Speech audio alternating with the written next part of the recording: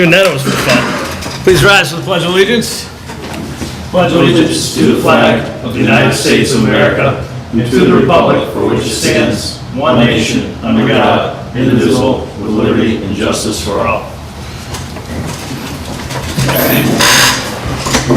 All right, do we start with reorganization or do we wait? Yes. All right, so our first order of business is reorganization, which happens after every election. Our new member, I'd like to welcome Glenn Sexton. Thank you. Looking forward to working with him this year. Take a plot from the crowd. Okay. So basically we make motions for, first one is it for the member? No, Chair? chair. We All right. open the floor for nominations for chair. Only done this 8 times before. So I'll open the chair. I'll open the floor for motions for. Nominations for Nominate. chair. Yeah, I'm interested in being chair for the last time. I'm gonna nominate Mark Bale for chair. I second that. All those in favor? Excuse me, are there any other nominations? Are there other nominations? Are there? I don't know. Nominations are closed. Now you can vote on the nomination. All right, Sounds good. all in favor? Aye. All right. Now you open the floor for nomination for clerk. Clerk. of the board. This is a great job. Means you get to switch seats, Steve, if you want to do this. And sit there next to Chris where he can hand you information and you get to read it. Or is it a Are possible? there any nominations for the position of clerk for the board? I'm gonna nominate Steve Shinaki. Second. Are there any other nominations? Nominations are closed. Just like he said. Good. So moved. All those in favor? Aye. Okay. Now, Okay, make, now we're all set. we'll take nominations for, No, we don't have a member. because you You're only just stuck with have it. a member left. You don't, That's it. he's an elected member. He can't be All right. nominated to be a member. well, I'm glad that's over. I'm almost like traumatized or something. All right, so we pledge allegiance, call the order, reorganized, excellent citizen participation. We don't have- Is there any citizen participation? I don't see any citizens, and I didn't get a slip, so I'm saying, no, you're not a citizen. You're a treasurer. All right. Yeah, it's gonna be one of those days. We're gonna have fun now, because we don't know what's gonna happen after 7 o'clock. It could get a little tense. We have an auxiliary police appointment, so we'll invite James White up. Yeah, thank you. So this is Alan Brooks. Alan's originally from Chatham, Massachusetts, and currently resides in Northampton. He recently graduated from the University of Massachusetts with his bachelor's degree in political science, and also graduated from the Springfield Reserve Intermittent Police Academy. He also was an active member of the Army and is currently a member of the Army National Guard of Vermont. He was vetted through an interview process, and with that, we'd like your consideration today to appoint him to the Auxiliary Police Department. All right. Is there anything else you would like to add to what James said? Thank you for letting me stand here, sir. I appreciate the opportunity. I'm not a sir. I'm not a sir. I'm Chris. I'm not a sir. Hey, he's in the reserves. He needs to, he knows the drill.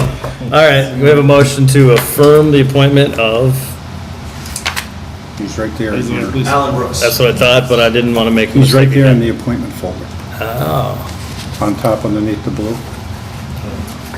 oh, here you go. Good. And that appointment will start when and end when?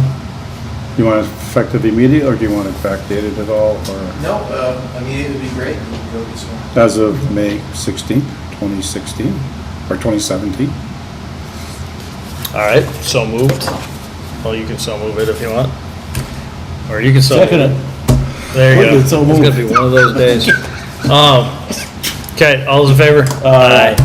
Congratulations. Okay, Thank you very much. bless you. I really appreciate it. it's not usually this weird, but it's just, We're new at this. I'm not, but I have no excuse. All All right. Thank you, gentlemen. right, thank you, Alan. Good luck.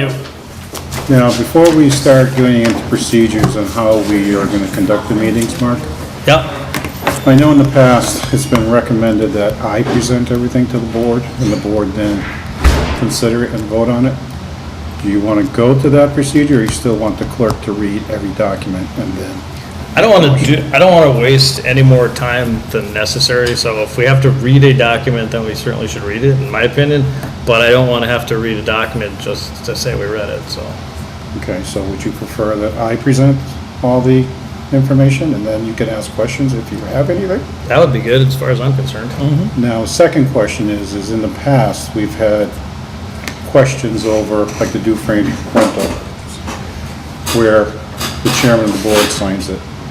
Does the board have any problem if I would sign it and then just report the reservations in one big presentation?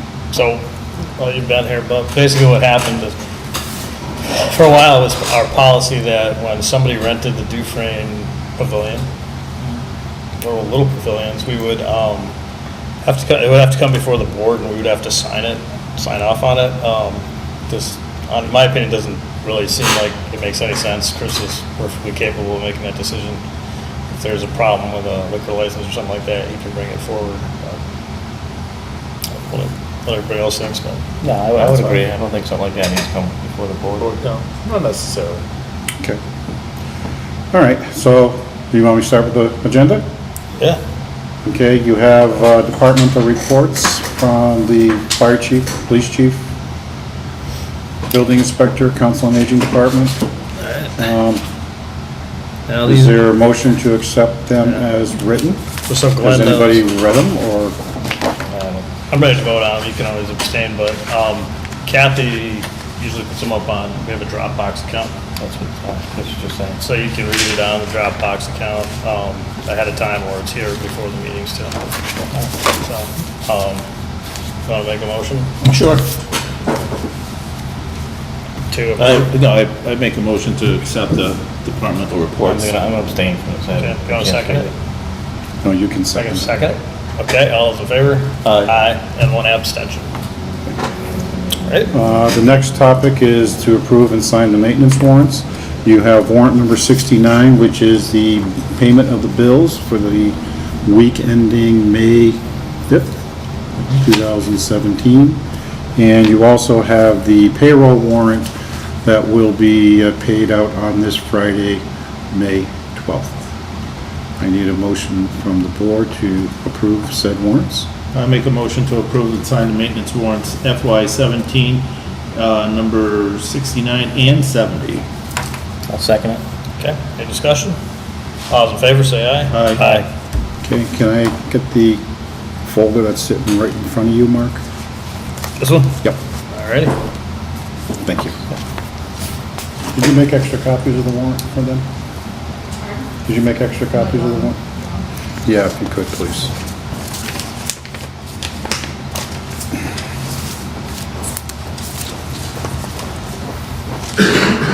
Thank you. I'll postpone that one. Currently, we also have a application for a flea market from the Granby Historical Association, or Preservation Society, to be held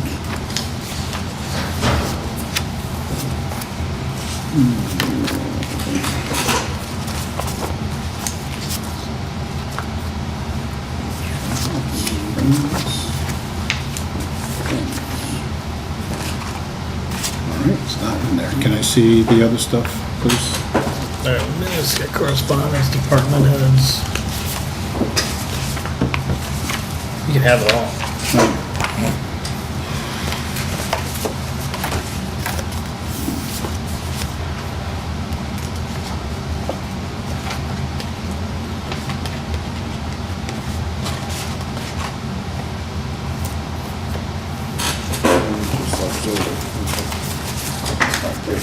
I'll ask Kathy on that one too. Oh, here it is. The Granby Preservation Society is requesting permission to hold a flea market on September 9th, 2017, from 8 to 3 p.m. behind the old Kellogg Hall at 250 State Street. They are also requesting that the $200 fee for the flea market be waived. We usually waive for Granby nonprofits. All right, I'm all in favor, please. and for waiving the fee? Is there a motion? I motion that we waive the fee for the And grant the flea market flea permit? market permit. I second. Thank you. All those in favor? Aye. Okay, now, on here, we each have to sign the flea market.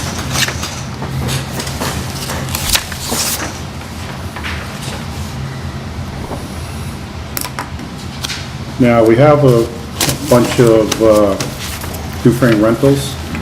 Do you want me to sign on behalf of the board and just read when they're gonna be? Or do you want to go through and have Mark sign them tonight? I just don't have you sign them, I don't. Okay. I mean, it makes me feel really important to be able to sign documents, but, you know, I'm trying to like ease off, be happy with who I am. Okay, no, that's fine. I'm just, like I said, trying to figure out. All right, the first one we have is for the Granby Charter Days. They are requesting to reserve the park from June 4th through June 12th. Then we have another request from the East Meadow School to reserve the park on Friday, June 16th with a rain date of June 20th. Is that gonna conflict with, If it's the rain date, because the 20th is the proposed groundbreaking ceremony. that's also a salt picnic, isn't it? It is, but it's the only date the school could do, and Al said he would work with them. They'd probably be out by the time he needed to put. Okay.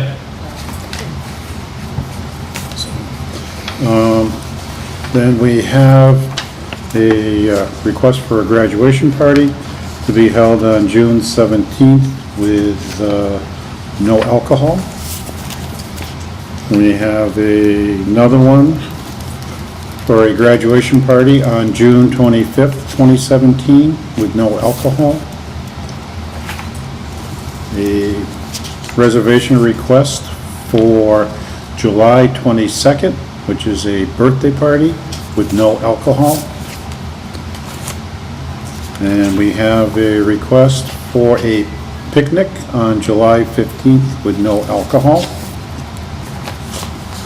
We have a company picnic on July 29th with, I believe they were here last year, and I think all they served was beer at the function. We did talk with the police chief, and as long as they do the same as they did last year, he has no issues with just the beer. And then we have the Friends of the Granby Elderly for the summer concert series. First date is June 20th, 2017. Next one is July 18th, 2017. And the last one is August 22nd, 2017. And then the fourth one we have from them is a senior picnic to be held on September 9th, 2017. And we're not voting. Nope. Good. And Dave DeRozier has requested that I get approval or get the board to close Harris Street through the end of June for road work. He's going to be completing the second half of the road. He's going to go in and do the Chapter 90 and repave it and do his work. He just wants to close it during construction, that way people will use at their own risk. He puts the sign up that it's under construction, use at your own risk, so, to cover ourselves. And then, we have a Board of Registrar appointments.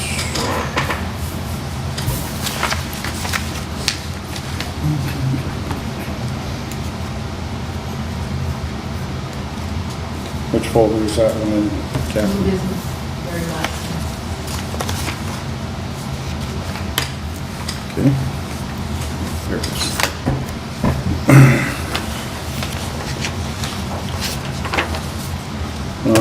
When we mailed out the certified letter, the chair of the Democratic Committee did not pick up the certified letter. Okay. So I don't know if we need to change the address. Oh, I'm the or- chair now. Oh, you're the chair now? No. Change the address then. My feeling is that, and always has been when I was before that, whoever Kathy wants to be registered is fine with me regardless of party. Okay. Well, right now it's for Jeannie Merrill. Her term expired March 31st, 2017. And Mrs. Merrill has informed that the town clerk, that she would like to continue to serve on the board and is requesting that the board consider reappointing Mrs. Merrill for another term of office. So, Sounds very good to me. okay. And I have a couple. Just so you know how the register thing works, they send letters to both the Republican and, They send it to the chair of the Republican Committee, Town Committee, and the Democratic Town Committee. my policy is, as a chair of the Democratic Town Committee, has always been to let Kathy Kelly Regan choose the employees she thought would do a good job, and she always has, and so I don't want to inject politics into something that doesn't need it. I also just yesterday received a request from the tax collector to be able to issue out the second half of the sewer bills for fiscal year 17. And I have a warrant for the board to sign. It's warrant number 17-2 in the amount of $99,618.52. And the issue date for the bills will be May 30th with a due date of June 29th, 2017. And I need a motion from the board to approve, and then they have to sign All right, that warrant. motion approved. I'm looking at it. I motion that we approve the sewer use fee warrant number 17-2. Second. All in favor? Aye. All opposed? Motion carries unanimously. Hooray for sewers. So we have, I don't know if you guys know, we have, the sewers go up Amherst Street, somewhat down Pleasant Street, most directions down here. And as select board members, we are also sewer commissioners. Take So that. nice to have that. It's actually, it's not a lot of work for us, but there have been like billing issues because basically going way back to the beginning, the financing was, they had hoped to get a grant, they didn't get a grant, it cost the residents more, but we have to make sure we maintain enough in their reserved, we call them not reserve funds, but what do we call that? The There's two retained copies. earnings, that's There's it. 2 copies to sign. Oh. So to keep them, enough money in the retained earnings to like cover repairs and maintenance and, you know, eventual replacement.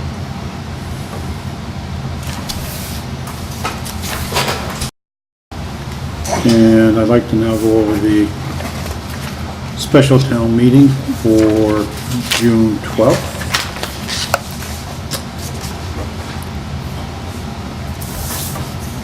It consists of 5 articles.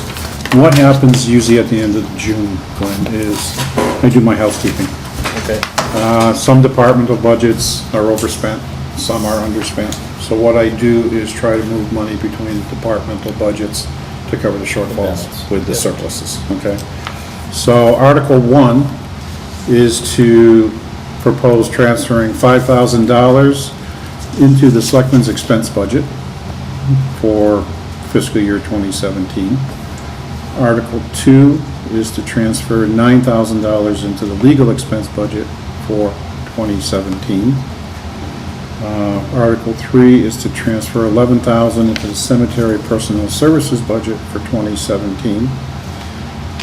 Article 4 is to do an additional appropriation of $35,000 out of the ambulance return to earnings account to cover their personal services that are, we have a shortfall. I'll explain each one of these after I go through.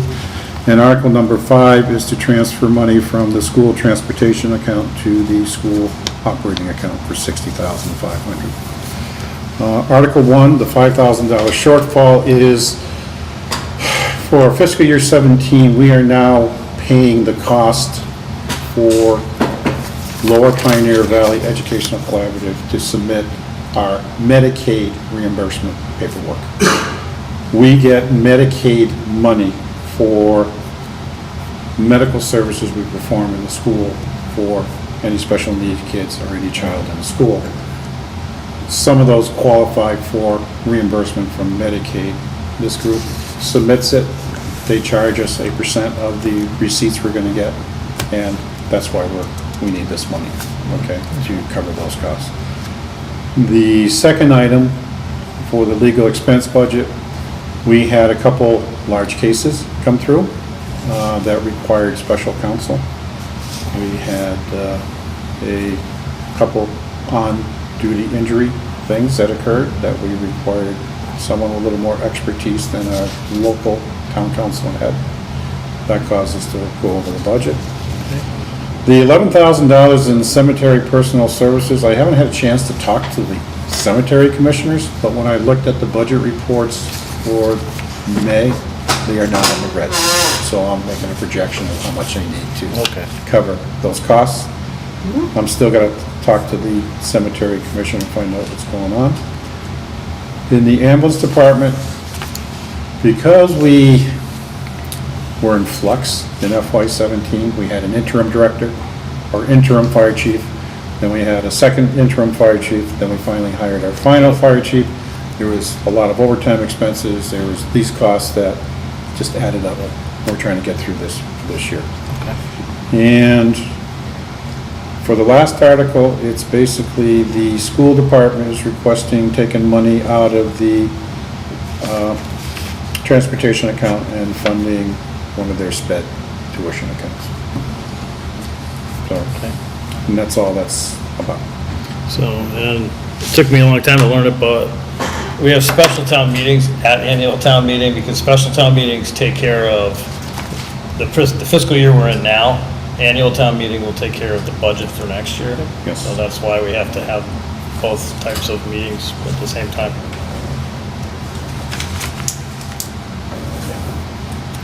So I need a motion from the board to approve this warrant and to sign it for posting.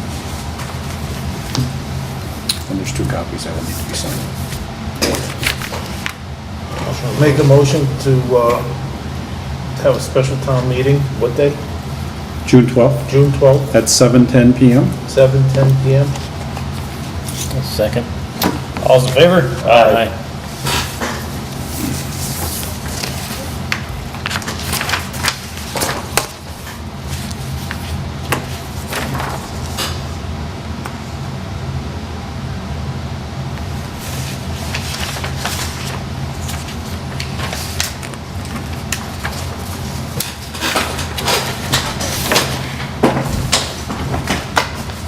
We'll get through this. Okay. Look on the bright side, we're gonna get a recess. Haven't had recess Well, in years. Yeah. The next topic I want to bring up in front of the board is, I handed you a Mass General Law as part of tonight's information. The school, as part of the Municipal Modernization Act, the legislature created a new section of the law, Chapter 40, Section 13E. The school has requested that I put this on an agenda, but I wanted to talk to, or a special town meeting warrant, but I wanted to talk to the board first.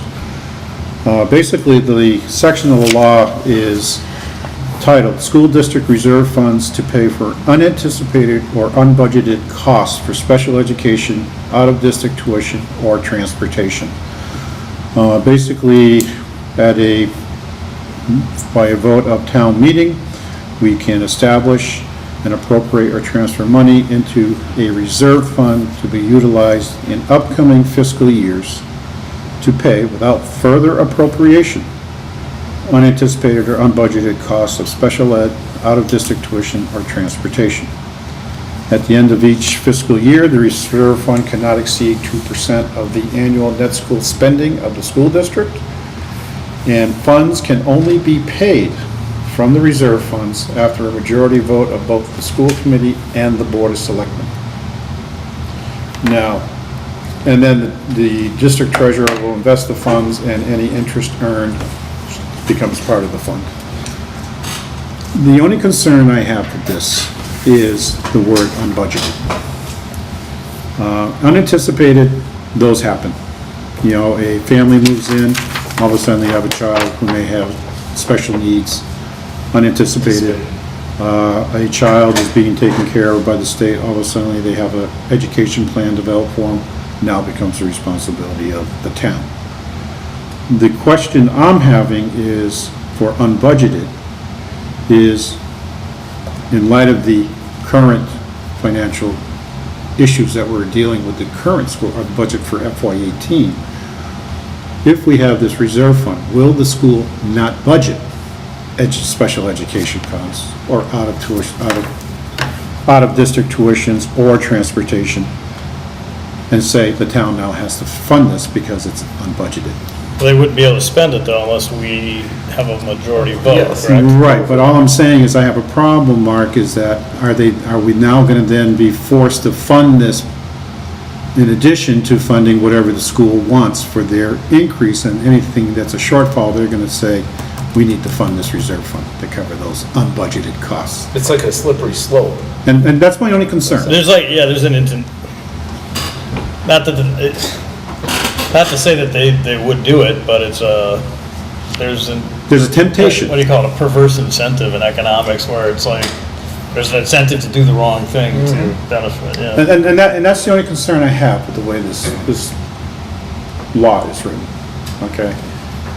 I think it's a great idea to have a reserve for unanticipated. But it's the unbudgeted. Are we then gonna, like you said, Mark, oh, we're gonna be short 300,000, well, we'll cut this budget here, and then we'll say, oh, it's not budgeted, so you now need to fund it. That's the only concern I have, to be honest with you. And I just want to have the input of the board before I But would won't we proceed have to to- put this on a future warrant. Will we have to approve the spending? Well, it says a majority of the selectmen have to approve any disbursement of funds from the reserve fund. So as long as you get two members of the board that agree or disagree with the school committee's spending, then you're all set. Just to, because once we accept it, then we start going forward. And that's the issue that I. We can't put any stipulations on it or change I don't the think law. you can change what the law says. You just say unanticipated. Could we do like a memorandum of understanding or something? You like cannot commit future boards to any actions. that? Yeah. Yep. So this becomes a political football. They want us to adopt this. Yes, I was requested to adopt this, yes. To bring it forward to town meeting for adoption. So I'm just expressing my concerns. Those are my own personal concerns, but I feel the board needs to hear what my concerns are, and they can tell me that, you know, they fully trust that the school committee will not use this for a different type of funding mechanism for their department budget. Unless they stack the Board of Selectmen. Board of Selectmen, they wouldn't be able to unless they, yeah. And I mean, it's like, just, you know, so people at home don't think we're accusing the existing school committee of anything. It's not actual people that we're worried about. It's actually a hypothetical school committee that would have a, you know, incentive not to budget accurately. To me, it's a temptation. Yeah. Well, it's also, I don't think we're accusing anybody of anything. It's just that when three people here, and we get a business manager over here saying, we have to look out for the entire town, not just the school department.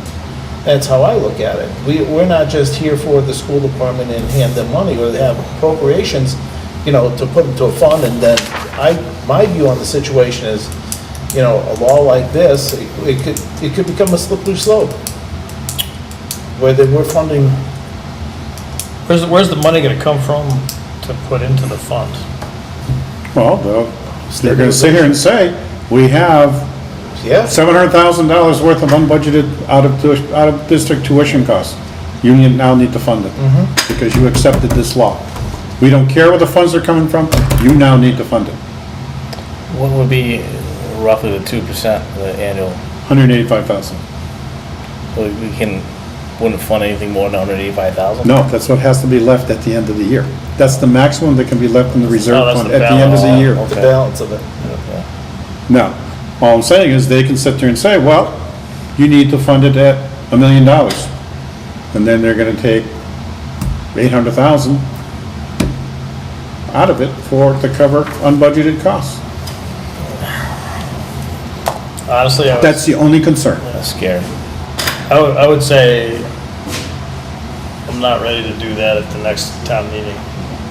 Well, we can't do it at the next town meeting. No, because I didn't put it on the warrant, because I wanted to have this discussion with the board first. Yeah. But, yeah, we can't put it on there for June anyway, right? I could have. Well, we can't though, now. No, because we already approved the warrant as written. Yeah, I'm not ready to do it. Bears thinking about it, I think, and some discussions, but. I think maybe have the school committee discuss it with the board of selectmen to say, hey, Yeah. what is the school committee's intention in accepting this section of the law? Is there any other legal interpretation of this? Or have we had the opportunity to, I mean, I see what it says, but I need to have somebody, town council, whatever, evaluate what it's saying.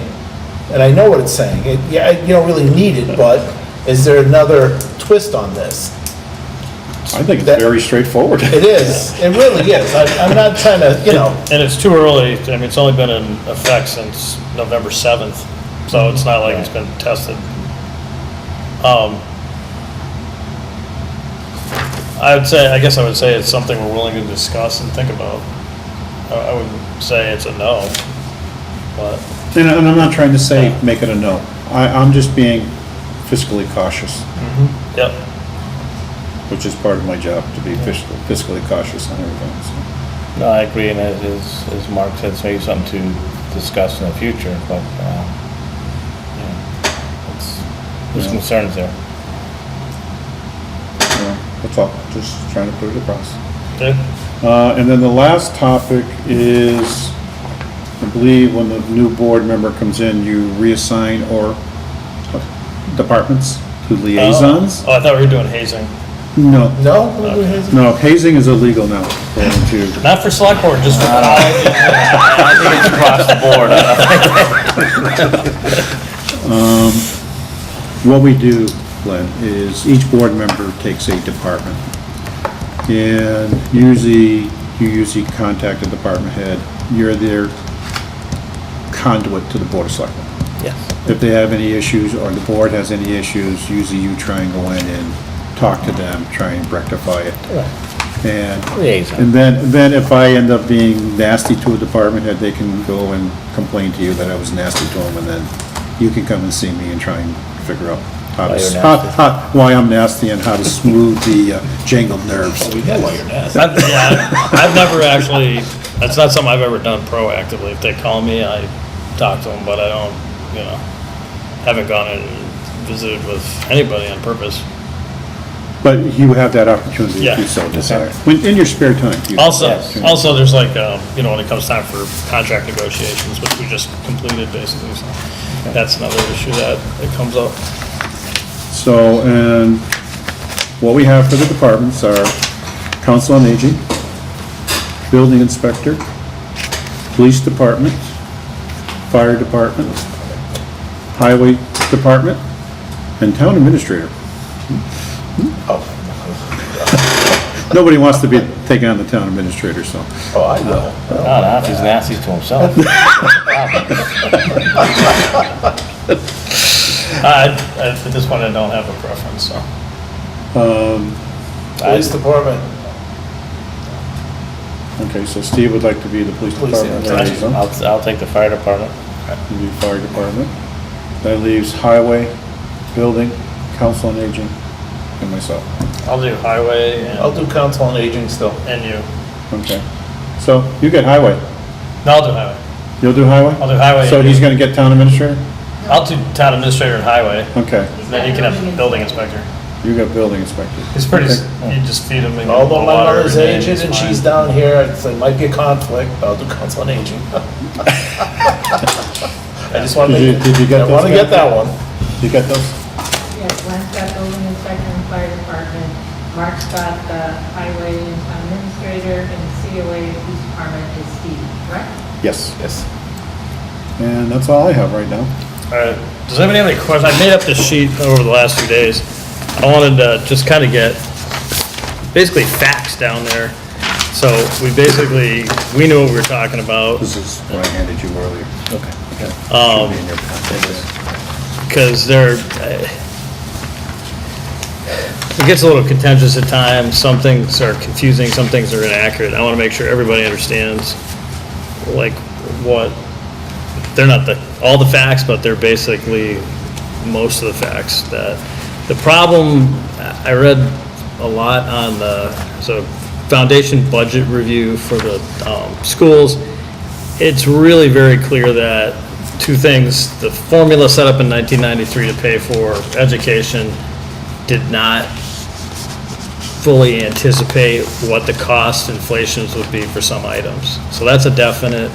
The other thing is, I didn't know before, was the legislature, part of the formula actually accounts for a certain percentage of inflation in education. Well, they haven't been funding that at what they said they would in 1993. So in some cases, it was half of what they said. So the real problem here is the state not handing over their basically contracted obligation. So they asked us to put a lot of different things into effect in the schools in the last 25 years. They haven't actually ponied up the money consistently for us to pay for those things. So that's the biggest problem. What's happening is cities and towns are now having to dig into their own pockets to finance what the state is not financing. It's mandating. Right. Well, actually not mandating, because we could just cut things and make everything suck. So that was one aspect of things.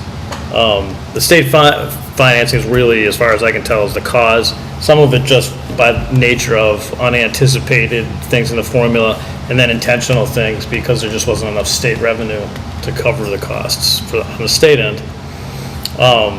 In terms of school financing, for more than 10 years, there was a financial management review in 2005? Six. At that point, the idea was that we wouldn't use stabilization for operating expenses because we were using a huge portion of stabilization funds coming from the dump just to pay for government expenses, salaries and whatnot. Pretty much weaned off of that. School funding, there's a required state amount with that foundation budget. 13 years ago, there was $305,000 and change was appropriated for the schools. Schools have always gotten that. One thing I asked Chris to look up was how much additional money have we given the schools for operating expenses? Because I know that the school committee is just not familiar with those facts. They weren't given those facts.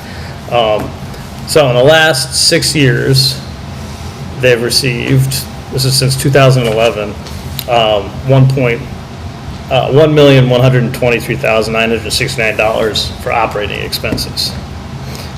In 5 of the last 6 years, they have gotten more than the $305,000. This does not involve all the many, like we've spent money on feasibility study for West Street. We put a new roof on West Street. We put a new roof on East Meadow. So there's like a lot of different capital expenses that we've had as well. The superintendent had done a presentation showing how much Granby dedicated to the school budget aside from the foundation budget. I didn't have those figures, and my math is not really that great. I was able to add, but that was about it to come up with that $1.1 million figure. But we have basically spent more than the $305,000 a year extra, in addition to that override fund that we've always given. There's always been some money. Last year was $345,000, I think. Biggest thing, and this is something I came up with, it's not just a school thing, was that there's certain facts are the population of school-age children across the nation has dropped. This Chapter 70 funds schools based on how many kids you have. You get paid by body. What happens is when you lose student population, you do lose some money, but your fixed costs kind of stay, they don't necessarily drop proportionally. So you're, if you lose 5 kids, you're gonna lose some money, but it doesn't mean you can get rid of a teacher to pay, and you can't get rid of, 5 students worth of a teacher. So what we've had to do in the last few years is expend money and make cuts. The cuts have contributed to students voluntarily choosing to leave the system, which reduces the number of student bodies that we have, which then has an effect on how much money we get from the state. So there's this vicious circle. The other thing is with school choice, we've survived, I think, because even though the school has only gotten from the town $305,000, they've supplemented that with school choice monies. At one point, we're getting, over $500,000 a year? Back when Pat Stevens was superintendent.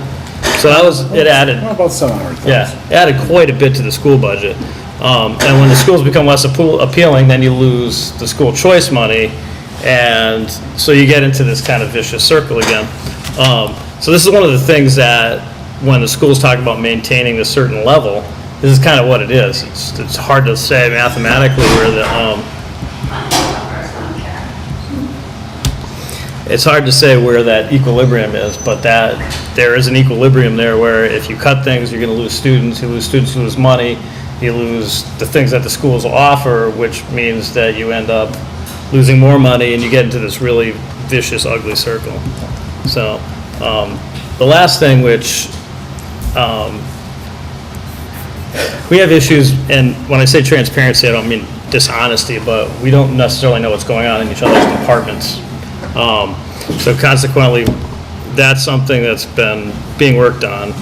Communication, we think, is an issue, but the biggest thing is we've had an enormous turnover in superintendents and the central office administration.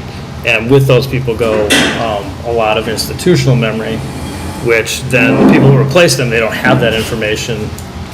So I see this as a fairly minor issue, but it's definitely something that's touched on things. So as we go forward to talk about things tonight with the school committee and the finance committee, I just want to make sure that we have a good basis and fact for what's going on. So that's it. So that's why I made that document up. And then I just have one more thing. We have the meeting minutes from May 8th. Okay. You would have to abstain. Is there a motion to approve the minutes as written? Motion Did you to read them? approve? Did you read them? Which ones? They were great. I was on the edge of my seat. Hand that down to Steve. You were there. You were sitting right Was next I to there? me. You were sitting right next to me. Give me the new business. Oh, motion to approve meeting minutes of May 8th, 2017. Second. All those in favor? Aye. And one abstain. All right. So we'll make a motion to recess, or not motion, I'll just You declare. can call a recess. I'll declare a recess until our compatriots from the finance committee and the school committee get here, and we'll have a nice discussion. Thank you. Can I have the minutes? Leave our recess and reconvene our meeting. We're here tonight. We have the select board. It's been one of those nights where I've rarely said anything right the first time. Finance committee, the school committee, and the select board. We're here basically to have a discussion. We had a meeting previously, but we didn't have enough time for discussion. So that's what we're here for tonight. And if it's necessary, I think we can probably try to meet again, either as a group of 3 committees or 2 committees, whatever needs to happen. At least it wasn't my phone. I did some thinking, and I just want to kind of set the stage here. As I see it, there's 3 things break down into basically 4 categories, one of them not being very important, but still a category or an issue. First is state financing, and this is as much for the people at home as the people here. Mark, do you mind if we call our meetings to order since it's going to be a joint meeting? Please do. Okay, so we'll call the school committee meeting to order. Do you guys want to? We're all set. They're all set. They're already in order. Thank you. chronological order. Well, maybe not quite. Okay, so first issue is state financing. For people who at home who might not know how a school budget's funded, it's mainly a combination of state, local, and some federal funding. The big component of school funding is Chapter 70, a law passed in 1993, and that determines how much the state will contribute to our school system and how much our town, the minimum that our town will contribute. Chapter 70 formulas made certain assumptions in 1993 that don't hold true in 2017 about what things would cost. The two things in particular that have cost a lot for school systems that were not really adequately planned for were special education and health insurance. Another issue is basically health care for retirees of the school systems. Due to periodic revenue problems, the state also has not followed its formula all the time. There's an inflation multiplier in the Chapter 70 fund, and this is something that new to me. I was reading a foundation report of the Foundation Budget Review Committee, but basically there's an inflation multiplier in their formula, and when they didn't have enough revenue, they just didn't follow it. So the state's contribution is basically handicapped in two ways. One, there are costs that increased that they didn't really plan for, and two, when they didn't have revenue, they just didn't give all the money that they said they would give back in 1993. As a result, we're not getting the money that we need from the state. So what happens is it falls upon cities and towns to make up that budget shortfall. And when you're a town like Granby, you run into problems pretty quickly because we're not made of money.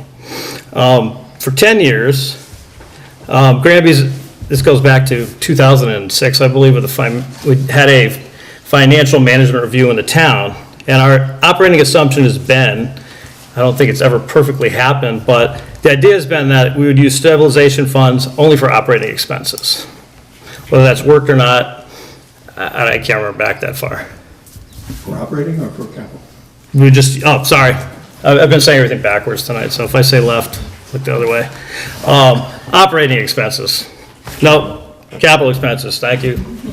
Okay, so what happened previously, we had the dump and we were getting a lot of money and we were using a lot of that money just to pay regular salaries for ongoing normal expenses.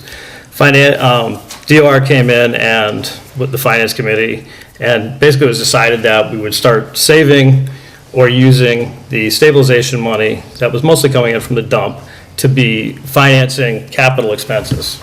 And we would shift the operating expenses to tax dollars. 13 years ago, the Granby Town Meeting appropriated basically $305,000 and change, and that override has stayed with the school system. So we always give that the minimum from the that the state requires plus $305,000. Is that correct? Now I had Chris do some research because we have been using money from stabilization and free cash. And in the last 6 years, we have spent, town meeting has appropriated from stabilization or free cash for the last 5 of the last 6 years, $1.12 million for school operating expenses. Does that sound right? Okay. And that doesn't include all the capital projects that we spent on roofs, West Street, East Meadow. We have also had, as many people know, feasibility studies, and we've got our new school project going. Granby tends to contribute significantly less than other school systems when it comes to non-mandated school funding. I don't know what these additional figures, if they have any effect on how much less we actually spend. But anyway, Granby has contributed beyond that $305,000. One thing that became clear to me probably years ago, and I'm sure it's the school committee and the superintendent and administration is well aware that we've kind of gotten into this vicious circle or vicious cycle, and that's really important if you're going to understand what's happening in town with the schools and finances, that we understand there's a couple things going on with population and enrollment that affects how much money we have and how much we can expect to have for our students. National population trends, the population of school-age children has gone down. There's a national thing there. So we've lost a significant number of students that way. We've also lost, I don't have the numbers, but we've lost students to, what I'd say, voluntary outflow. They've gone to other school systems, McDuffie, some through school choice. So what happens is, when we lose students, we lose some Chapter 70 funds, and what happens is we lose that money, which kind of leads to cuts. Once we lead to cuts, our school becomes less appealing, which makes it more likely for kids to not want to go to our schools. So basically, if we cut funding, we actually lose more than we cut, and we're not actually gaining anything back. The other thing is, historically, we've depended on school choice, what I would say would be discretionary funding.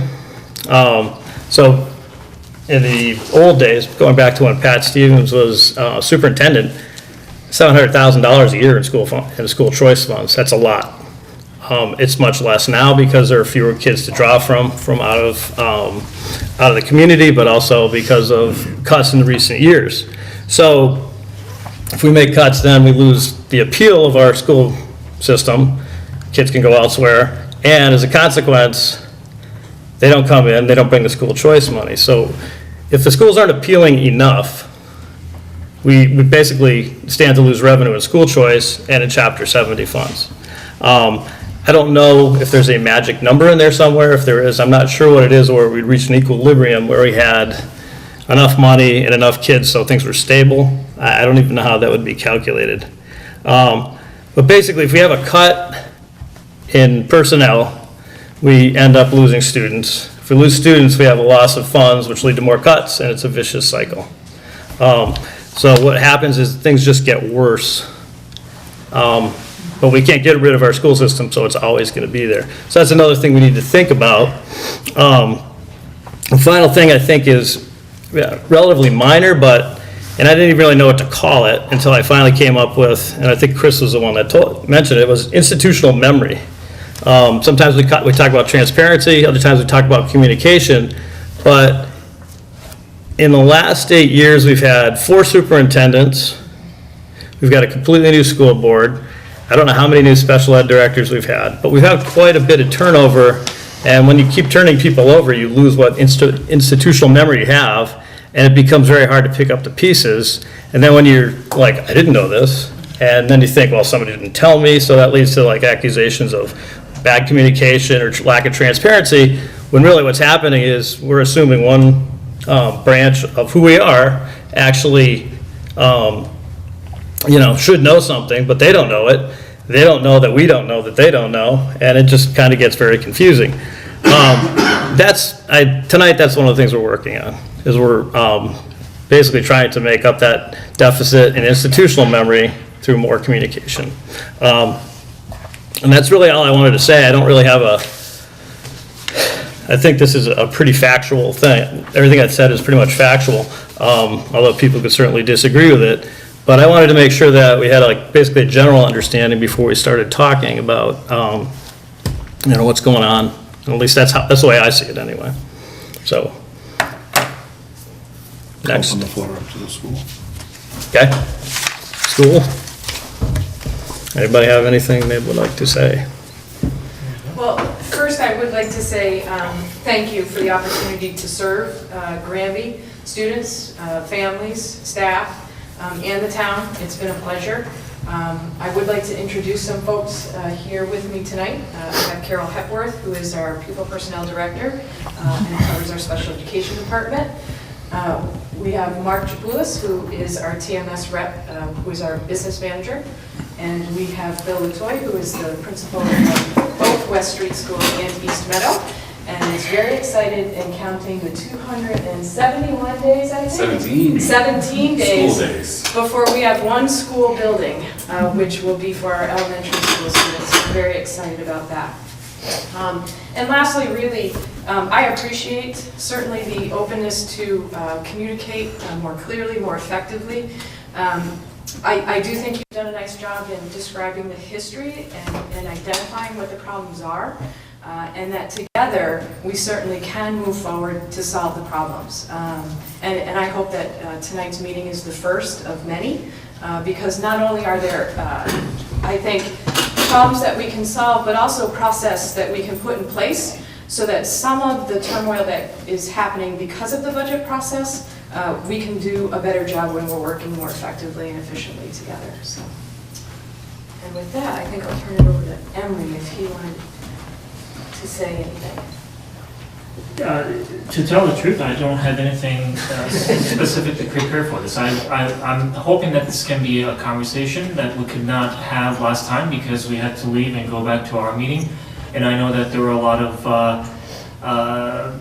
numbers, a lot of statements. If there is any interest in having that conversation now, we would be absolutely interested in answering any questions.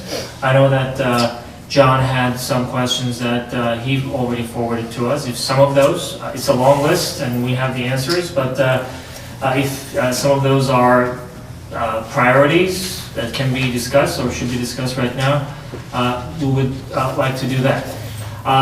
Since you said, you stated facts, our fact of the matter is right now we're looking at 679,000? Is that what it was? Or 670? Because I don't have my laptop on. Okay. Mine is. About 675,000, let's say, of gap, adjusted from last time we were together, which is still a work in progress because of a lot of moving pieces. Of that, what we know currently is that we're going to have to ask the town for additional funds for the FY18 budget. That's at least for the opener. That's all I have. Okay, John?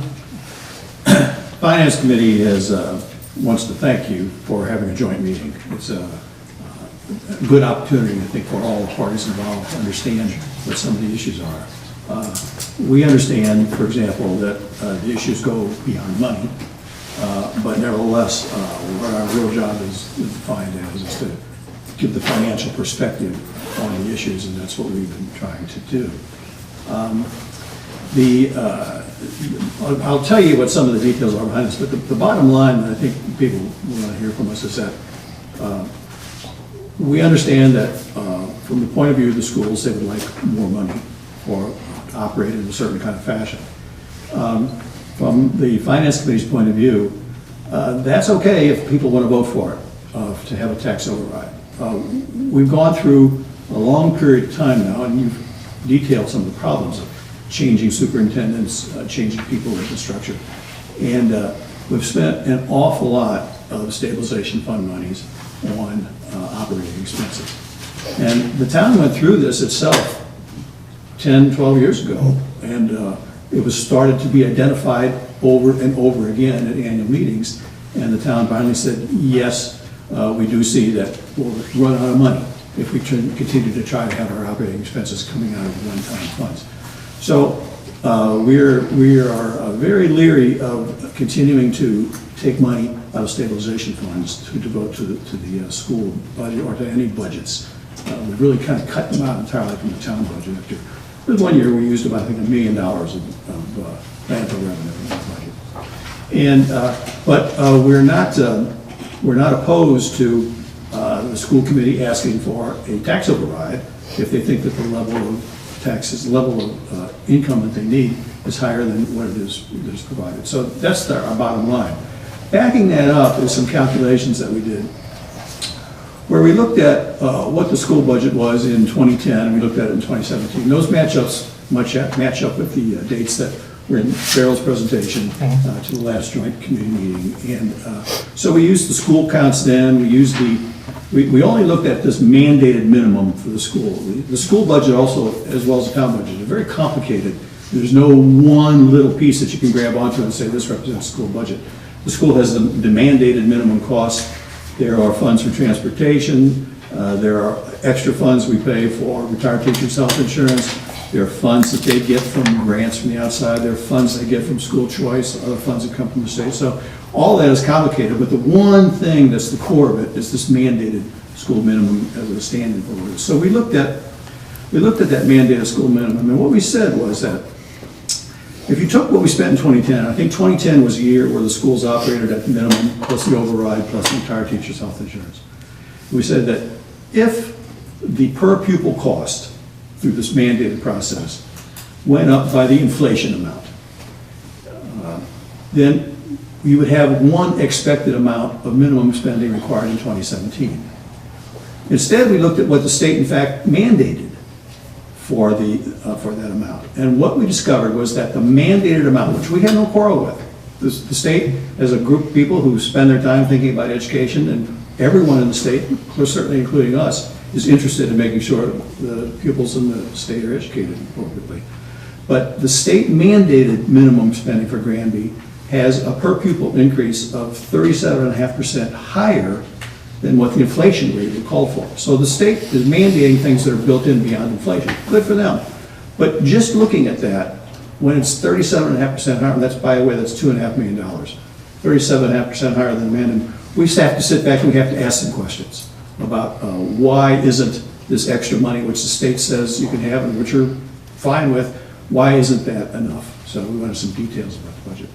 But that then leads us to this question of, certainly at the required minimum plus all the extras that we put in, we're okay. We're okay if they want to make a case to the population of Granby that says that we think that they ought to be spending this much extra on schools than it is right now, and we want to vote for an override. Certainly, our impression is that it's needed if they want to spend extra money because it's coming year after year after year. And let the people decide on the school budget that way. So, thank you. Okay. So, I think we're changing the narrative by going to inflation rate conversations. That's already taken care of. That's in the calculation. The state's talking about minimum net school spending, and that accounts for inflation rate, that accounts for other items that are actually growing at a much higher pace than inflation rate. If we basically take a number and do a linear calculation on it and hit it against the inflation rate, we're overlooking the fact that there are so many components in a school budget, in fact any budget, including the town's budget, that do not grow in correlation with the inflation rate. But I think that is really, it's great to get into some economics conversation and all that, a good exercise, but that's already taken care of. The state is telling us it's a constitutional mandate to educate our kids. There's a state formula that is calculating every year how much we need to spend at a minimum. So we have to start from there, at least from our perspective, that's a starting point. The challenge is that, you said during the last so many years there were so many dollars in addition. When you look at it, that actually correlates with that vicious cycle that you talked about. We are seeing the numbers going down, and if I don't know what timeline you're looking at exactly, but there were a few events that happened that affected it. Yeah, we started in 2011, and I don't know if Chris has the numbers. I had them on my computer, but then I didn't have my computer charger, so it died. Last year was 345,000, but there were other years where it was 96. And I just did the total over since 2011. Yeah, fiscal year 2011. There was one year that there was no extra money that went to the schools. I think there were many years before that trend started where additional funds at least were discussed, where the schools were fine. There were a few reasons for that. The revolving funds were much richer than they are right now. School choice was a big factor. A lot of students were coming to Granby. Granby was seen as a town that was growing, and a lot of students, along with their families, were coming. The real estate market was growing, so there were a lot of new families moving in. When, along with economic factors, the overall economy, we had some events in this town. I'm assuming we started seeing those. One of them was the decision to vote down the high school project. And the next one was when we started, I wasn't on the committee then, but when we started depleting at least parts of the existing revolving funds, because. I mean, stabilization. No, revolving funds at schools, just whatever, because you replenish it with school choice and everything else. You build your revolving fund, and then just revolving funds are drawn down. Okay. And the more they're drawn down, you don't really have anything to fall back to. And I believe the vicious cycle that we're talking about started then. There was a huge impression among a lot of folks that first, the decision not to build a new building was potentially a sign that, we were not going to do much with our high school. And with that, we started this narrative that Granby is not really spending enough money. Part of it was, potentially accurate because we were cutting positions to be able to respond to the constraints of our budget. But part of it was just that. It was a narrative. There was really, the school committees then and now, they were trying to do whatever was needed for the students in our school district. The challenge is, if you look at our school staff, take the yearbooks from those years, look at the pages that had teacher pictures, and look at this year's, for instance, and you're going to see that there is something going on that we need to better understand. And that is the fact that whenever there was a constraint in our budget, we kept on cutting staff primarily. And we cut and cut and cut. Each time there was a cut, we tried to make do with fewer teachers, which gave the impression to families and students that, hey, what I'm looking for is not here. In our previous conversations, I think Rob was asking the question, how do you think you can generate revenue? The primary way for us to generate revenue is to increase our student population. And that wasn't possible because we were caught in this cycle where people had the impression that things were not going to happen and they were leaving and we could not do it. There is also the narrative that enrollment is declining, which is true. But when you look at the numbers, when you go to state databases, which are enormously rich, they're collecting data everywhere, not necessarily easy to decipher all the time. But when you look at the data, you see that there are a lot of school-age children in this town. And some of them we can't do anything about because for whatever reason, they decided that they were going to go somewhere else, whether it was vocational school or some other choices. But about 150 to 175 or so, we just looked at the numbers, they selected to go, and most of them were declines during that time frame that you just mentioned. So take any portion of that, add it to the numbers that we have. Actually, we could sustain a school district, for the most part, if we have a healthy, steady number of students in our district. And unfortunately, we are caught in this cycle of narratives and perceptions and misperceptions where folks are continuing to leave. We spent the last year, and a little more than a year probably, trying to reach out to families individually to tell them, look, we are really spending a lot of time to make sure that the school district is giving to our students whatever any student would need. It may not mean much for folks who are not close to the school district, but the creation of AP program that now has a lot of students, the addition of the social emotional learning program, which actually was successful beyond our expectations in attracting some students back to our district.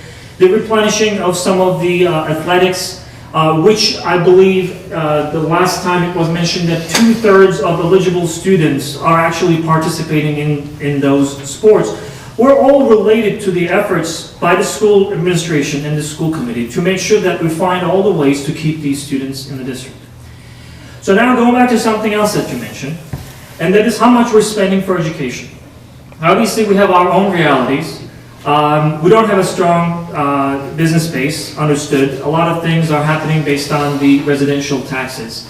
We're not alone in that situation. So that's a macro picture that we have to deal with, either in collaboration with other school districts, and we have to work very closely with state, which we are trying to do.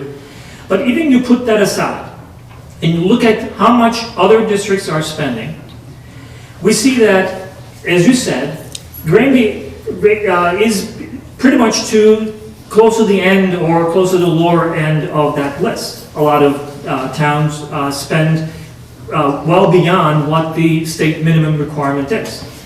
Part of it is, I'll be honest, probably is by design. State is hoping that towns will pick up some of that slack, and there is no appetite to increase revenue through any taxes at this point. So they're hoping that some towns will be able to pick up that slack.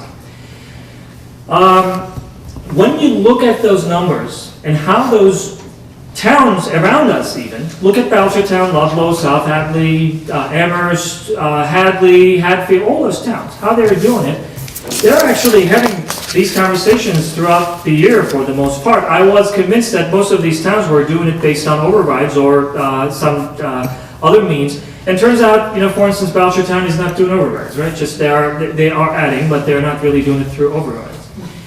But also when you look at the free cash and stabilization fund information from those towns, you see that we are again at the higher end for both of those accounts. I agreed with you at the town meeting, Mark, when you said that the state sets an expectation that for the most part, the stabilization funds should be used for capital purposes or building purposes. Agreed. Also on the free cash side, the state says that whatever you generate, about 3 to 5, it should be about 3 to 5% of your budget, or if you can do it, just take that as a guideline and go with that. Our trend on the free cash side has been, with the exception of a couple of years, and you can look actually at a much longer period than the one that we just discussed. It goes into early 2000s or so, if not earlier. We have been consistently higher than 3 to 5% free cash amount. The other thing that you can look at, whatever amount we have in stabilization, understandable, we may have some needs, everybody needs some rainy day funds. When we sit down and look at our situation and have our conversations, we ask each other, and you may even see it in front of the camera, we ask each other what rainy day may look like beyond what we are looking at every meeting. And the situation with the stabilization fund is this. Again, we have, I believe, in 2016, out of the 24 or 25 cities and towns, not just small towns, that I have on my laptop that I've been looking at, I think we are either number 3 or number 4 in terms of the amount of money that we have in stabilization. Again, none of the school committee members will say that we should be careless, just go dip into it all the time. In fact, I'll be very honest, we had conversations with the finance committee in the last couple of years, and we did mention that we do not want to go into stabilization. The fact of the matter is, now we're just, we are asked, okay, you have to plan. Okay, we should plan. I heard Jim last time, Jim Hartley say that, hey, we have only 3 options at that meeting that we could not be here. And he says, do we want to pay more in taxes for this nicer school? I don't know what that nicer school is. We're talking about education here. Or do we want to pay more taxes, but we want to cut other spending and have a nicer school again? Or we want to get by with a bare minimum school? And he adds, he says, those are the only 3. I don't care how you massage the numbers. We either have to spend less somewhere else, raise taxes, or just have a school that's living on this. Under normal and ideal circumstances, yes, but our circumstances right now are not ideal, and all we are asking is this.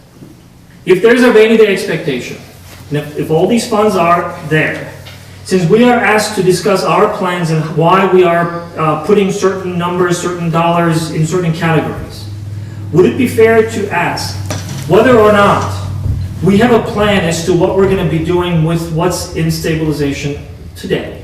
This is not with any judgment, and there may be a good answer for that. But all I was looking at as I was going through this long exercise was this.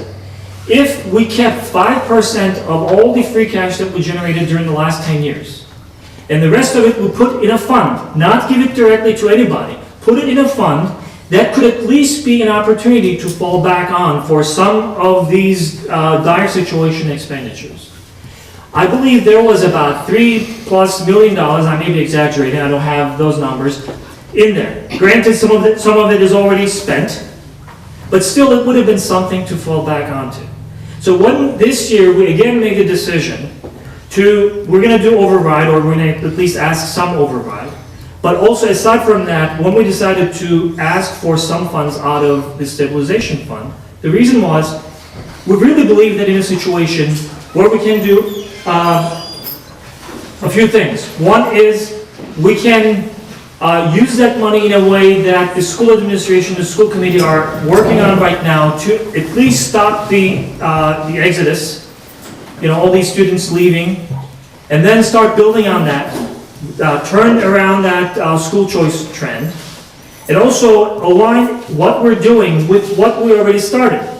We're talking about college prep program, we're talking about AP, we're talking about stronger SEL. John asked, hey, we're expecting some numbers to look better on your SPED side. Yes, we're expecting to do that as well, but we have to see the numbers, whether or not, as school starts next year, we're going to have those. That's basically what we have in the budget, is based on our estimate. So what I want to say is that this is not something that we really a decision that we easily came to. We really thought a lot about it. We even thought about everything that the finance committee mentioned, whether or not to go to stabilization, go for the full amount to override, and that the town, as they're saying, decide on the full amount. But after discussing and looking at some of these numbers, we decided that we're going to split that amount as we go to the town meeting and ask for additional funds for the schools for FY18. Okay. Mr. Chair, can I? Yeah, just hang on a minute. One thing I wanted, and maybe, well, you can say whatever you want to say, but this is what I wanted to hear from you specifically, was if you could explain, like, more specifically where free cash was coming from and kind of like how we got to where we're at with the stabilization fund. The stabilization fund question was the one I was going to answer. I'm also like, because when I was trying to explain, my explanations of free cash are oversimplified. So basically, so people can understand it. But I think when I spoke with you, free cash, and you're gonna have to explain it because I'm just probably gonna explain it wrong, but it had like maybe to do with accounts receivable or something that were applied to free cash later in the year or something, but you can explain it because this is where I'm next to useless. I want to do the stabilization fund question first. When you go out on any of the websites, they give a gross stabilization fund number.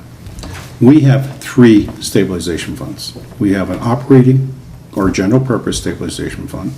We have a municipal buildings stabilization fund, and we have a capital needs stabilization fund.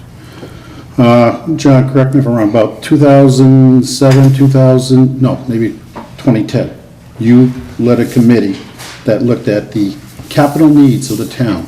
Yes. Over a period of time. Right. And I believe when the committee looked at all the equipment that the town had, the road conditions of the town, that we should be putting into a fund approximately, I think it was around $300,000 or $400,000 a year, so that we could properly maintain our equipment, replace it in 10 years when it's supposed to be depreciated instead of 20.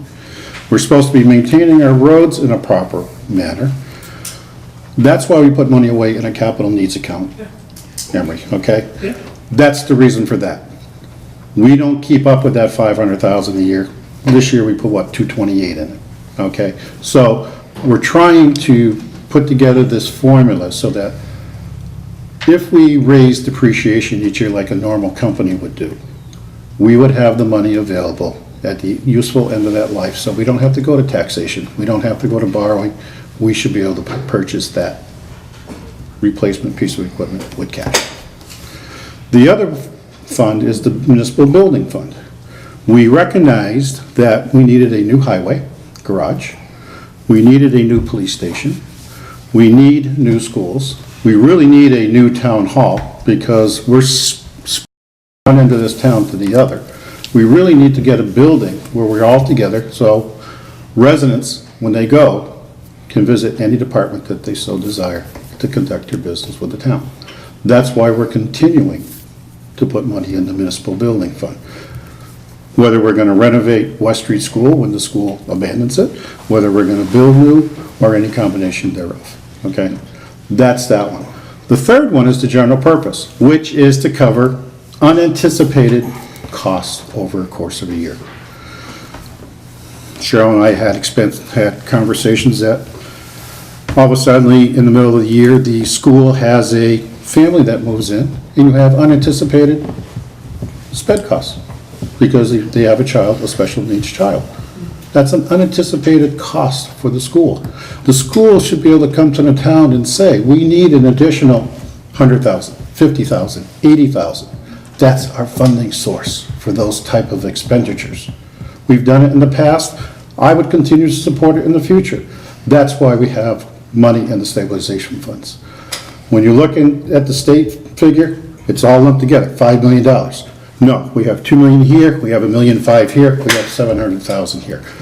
That's what we look at when we're trying to spend it, for the specific purpose we're putting it away for. You can't see that on a state website, okay? Ask, I'll be glad to tell you. I see it on the annual town report. Right, but that's all I'm saying is this is the reason we're doing that. We have the school project that's gonna be completed. What I'm hoping to do, instead of having to borrow for 25 years, the final 10% of our share, 1.5 million, pay it out of stabilization. Save the people's taxes. Don't have their taxes go up for 25 years to borrow $1.5 million to close out a school project. I'd rather be able to pay cash or short-term borrowing and spend it over a short period of time instead of on the tax base, to reward the taxpayers, okay? The free cash is a moving target. A lot of times what happens is you have to budget worst-case scenario when you're trying to predict 18 months in the future, okay? Last year, or for FY15, we had a very mild winter, okay? I didn't spend snow removal, I didn't spend on diesel costs, I didn't spend on heating costs, because we had a warm winter. We didn't have the cold winters that we had.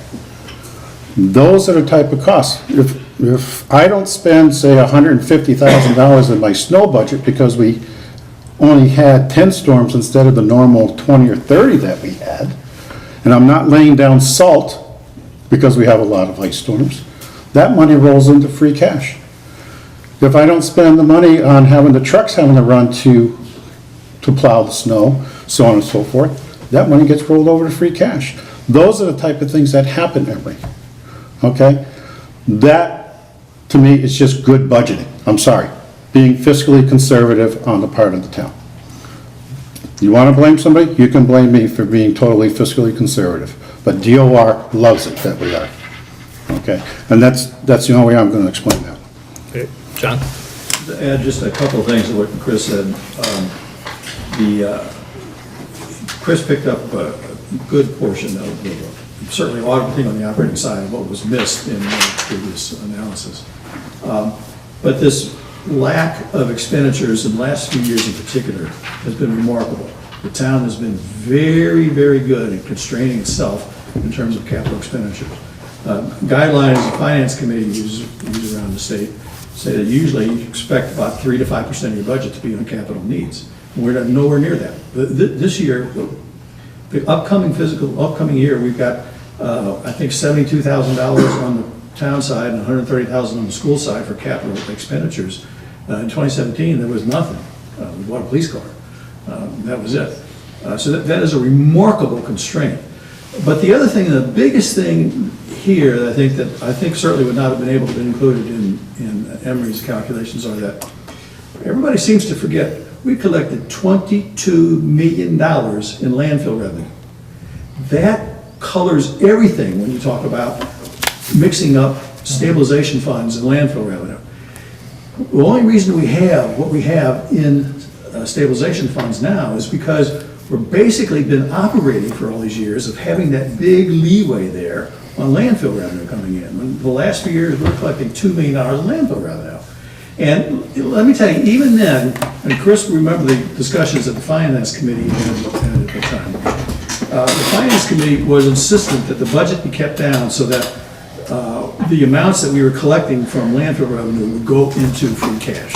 We worked very hard to get to the point where free cash wasn't needed for the budget, and we wanted to keep that so that we would be able to just take that money out for capital needs, which is what was the appropriate. One-time funds coming in is appropriate for one-time expenses going out. That's capital needs. But that $22 million still affects everything in the finances in the town. So that's kind of like a historical thing. Deanne? I'm not a financial person. I just wanted to point out the financial constraints that John is talking about. And we haven't spent a whole lot in 2017 on buildings. It's because the buildings are new. All the buildings we have now in town, the highway department, the police and fire complex, the library, this building is running efficiently. So I just wanted to point that out. There's a reason why we haven't spent a whole lot of money in 2017 on buildings. Yeah, and that's, we actually were able to fund that because of the $22 million in landfill revenue. There's another point that, we keep talking about foundation budget, and that's all well and good, but first of all, as you pointed out, the foundation budget is still below what actually is needed to spend to educate our children in any town. On top of that, what most people don't realize, and even if they watch school committee meetings, we don't talk about this every time, but the expenditures on special ed that keep going up every year, and as Chris mentioned, if a family moves in town and they have a child who has to be sent out or has to have major services, we are not reimbursed what we're supposed to be from the state. So it's another way where the state says, sorry folks, we don't have the money this year, so you're only getting 7% instead of 25%. They do not pay what they promised. So every time this happens, we have a budget that's already hurting, and then this adds more to it, which is why we have to keep coming back to the town. So there's that. There's the fact that they don't pay as much for charter school students as they were supposed to, as they promised, right? And then the whole problem with school choice. And so all of these percentages aren't really working for the schools. But people don't really hear all that, so they think, whatever the total price is for foundation budget should be enough, but it's not. On top of which, what other people don't realize is that you have your foundation budget, and that's what the state says, this is your minimum, this is what you're supposed to spend. But then all of those in-kind expenses come right off the top of that. So we actually get over $2 million less than what the state says the foundation budget is. And those are expenses that are used. I'm not saying that they're wrong. That gets taken off of. The way I see the budget, am I right, Emery? In-kind is minus from the amount the foundation budget is. So that is what's hurting us. And although there are expenses that have to be paid, people don't always realize, they see that big number when we go to town meeting, but they don't really realize that all these things are happening that make it even more difficult for us to educate our kids. John? There are often some misunderstandings about the town contribution portion of the school budget. The way it works is this: you have to think of what would happen if the only thing that happened in town were running of schools. Then what would it cost to run the schools? The state gives their minimum figure of what you have to spend. And then you ask, okay, what do you get to spend it on? Well, you get to spend it on things that run through the school budget. But what also has to be spent is health insurance costs, unemployment compensation costs, the cost of running a payroll, the administrative costs, the cost of snow removal from the school system. And so all of those things would be expenses that the schools themselves would have to bear if the school were the only thing going on in town. Well, it's very hard for a school to actually do all those things themselves, and they can't do it as cheaply as they can by hiring the town to do it. So basically what they're doing is they're hiring the town. And that's why those are particularly recognized in the formula of the legitimate expenses that belong to the schools and are part of this foundation. Yeah, I mean, I think one of the things I think we've probably grown out of in town is when I first started, people thought that, oh, the town's ripping off the schools, we're taking their money away. And really, we're not, because if we wouldn't be spending that money, we wouldn't be collecting that money if it weren't for the schools.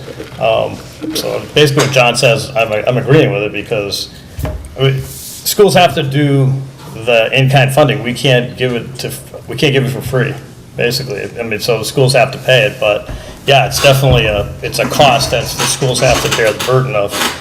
Every school does, but I mean, yeah, I mean, it's not, I mean, and then also the schools could always outsource it if they. I'm not complaining about it, Yeah. I'm saying that people they don't always understand, they see that big number, and they think, well, God, you're getting, $8 million, why can't you, but they don't realize. $2 million is really. Exactly. Big going for the educational aspect of things, yeah. But yeah, I mean, the thing is, people wonder, it's like, schools are personnel heavy. When you got a lot of personnel, it costs a lot of money. And then on top of that, there's another thing where, the governor, they put out their budget, and then we start the school year, we have our budget all set, and all of a sudden, he decides to make cuts. So Yeah. he'll make 9C cuts, and he'll take away a kindergarten grant that was helping you run the kindergarten. You still have to provide that service, because it's already going, and you can't take that service away from parents, but now you have to figure out where else in the budget to take it out of. There's a fundamental dishonesty in the state legislature's refusal to fund education. I mean, we're being lied to, basically, because the state is not coming through on what they said they would. And quite honestly, it takes a lot of work and a lot of research for most people to understand that. I mean, might have somebody over here understands it, but to get the whole town to understand that the state is basically not doing their job, they're passing it on to us, and as a consequence, we're going through, pretty awful town meetings. We go through some pretty tense things because the state is not paying its share. It's not paying the share it agreed to when it passed the Education Reform Act in 1993. And when it's convenient for them, they just decide not to fund it. So, I mean, when everything comes down to it, basically, the decision is, we've got X amount of money in the stabilization fund, and schools want to use some part of it for school budget. And town meeting is going to have to decide if they think that's the best thing to do with it.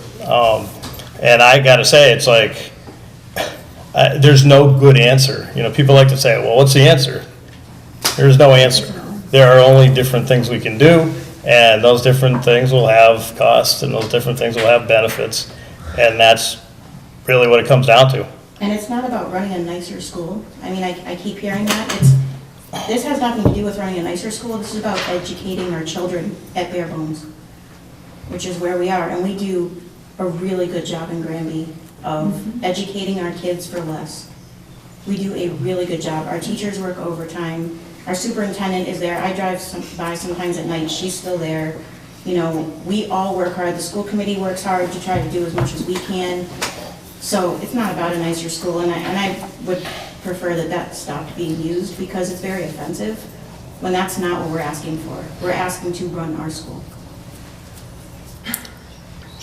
Again, Mr. Chair, before you speak, Emery, as I said in my conversation, if there's an unanticipated cost, share it with the town to see if there's a funding source to make that up. Case in point, school choice this year. When we budgeted our budgets last May, we were supposed to get $662,000 in school choice funds. Come December, the state adjusts that number by actual counts. We lost $112,000 in school choice money in FY17. That's a big chunk of money. Why didn't the school come to us and just ask us, how can we do that? That would be a good use of free cash, a one-time expenditure, instead of trying to make it up in their budget. That's what I keep saying. The free cash and the stabilization are for unanticipated one-time costs, not ongoing costs. And that's all I'm saying. If we don't know what they're experiencing, I can't address it, or I can't look at our condition and say, What do we try to do this and bring it to this board, and have this board and the finance committee address that unanticipated expenditure to try and help the school out. That's the lack of, I hate to use this word, lack of communication back and forth between the departments. Cheryl? I'm pleased to hear that. We have been letting the school committee know that we've had unanticipated costs come to the district. But we also felt that we were doing some fiscally responsible analysis of the district. I think we need to remember that the leadership team is new. I was not aware that that was the town process, so I'm thrilled that there's a process for us to do this. Chris and I have been talking about municipal modernization and creating a special education reserve account, which is something very similar to what Chris is talking about, but specific to special education. So I'm pleased to hear that. Is there any way at this point, Carol's here, we have $190,000 of unanticipated expenses that, I think had the process been clear to me, I would have had no problem coming to the town departments to say, oh, okay, again, maybe this is part and parcel to institutional memory, or institutional knowledge, that one hand is thinking that we knew and perhaps we didn't. So, I'm concerned that, we're being held accountable for something that as an administrative team, we did not know. And and this is, I've said it before and I'll say it again. I mean, I'm really pleased with the changes we've had over the years in administration. I mean, we're in an infinitely better place than we were. And same thing with the school committee. Our school committee is really on top of things. I mean, I know that the school committee's gone through the budget, sometimes cell by cell, to understand what's going on, which I gotta say is not always the case in many towns. So I don't know if is it appropriate for us to have like a subcommittee or something, or I don't know where we get, I'm not a numbers person, so I have shared with Chris a budget timeline, which would include joint meetings so that we could look at important key dates that influence the school department budget. So for example, enrollment, our October enrollment can affect the school choice numbers. And so that is a time in October where the joint board should be meeting to have a discussion about anticipated increases to expenses or decreases to the revenue side of our picture. And that, I think, is something that if it's documented, it doesn't really matter, who's sitting in the superintendent's seat, but it's very clear that this is the process that uses as they not only develop their budget, but as they manage the budget together. And I know that Chris and I have talked about it, but it needs to be sort of after we get through the budget passage process, and so as we move forward for next year. And I know the other thing is that the school committee has been trying very hard to start the budget process earlier. And this, even before you were here, they were trying to start earlier than March. I can't remember when you guys were, when you were starting. But, so that's positive. I would suggest that maybe John, Carol, and Chris, or you and Chris and John get together and discuss whatever the overruns or the unanticipated costs are, rather than overruns. So I think we still have an opportunity that we did not fully explore, which is something that we brought up. And I can, to an extent, understand the response that we were getting, which is this. We truly believe that this conversation that we're having right now should not only happen at this time of the year. It should be an ongoing conversation. My understanding is that many, if not most towns around us actually have regular conversations between all these bodies for a good reason. Feel free to completely push back John or anybody else. What we heard is, if you guys can live within your means, we don't even have to see you.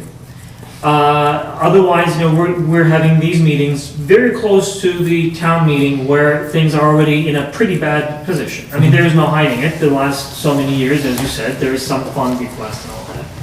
I think it would benefit all of us to have these meetings, if only for the educational value of it. Because as some folks said, the school financing process is complicated, as we all learned the hard way.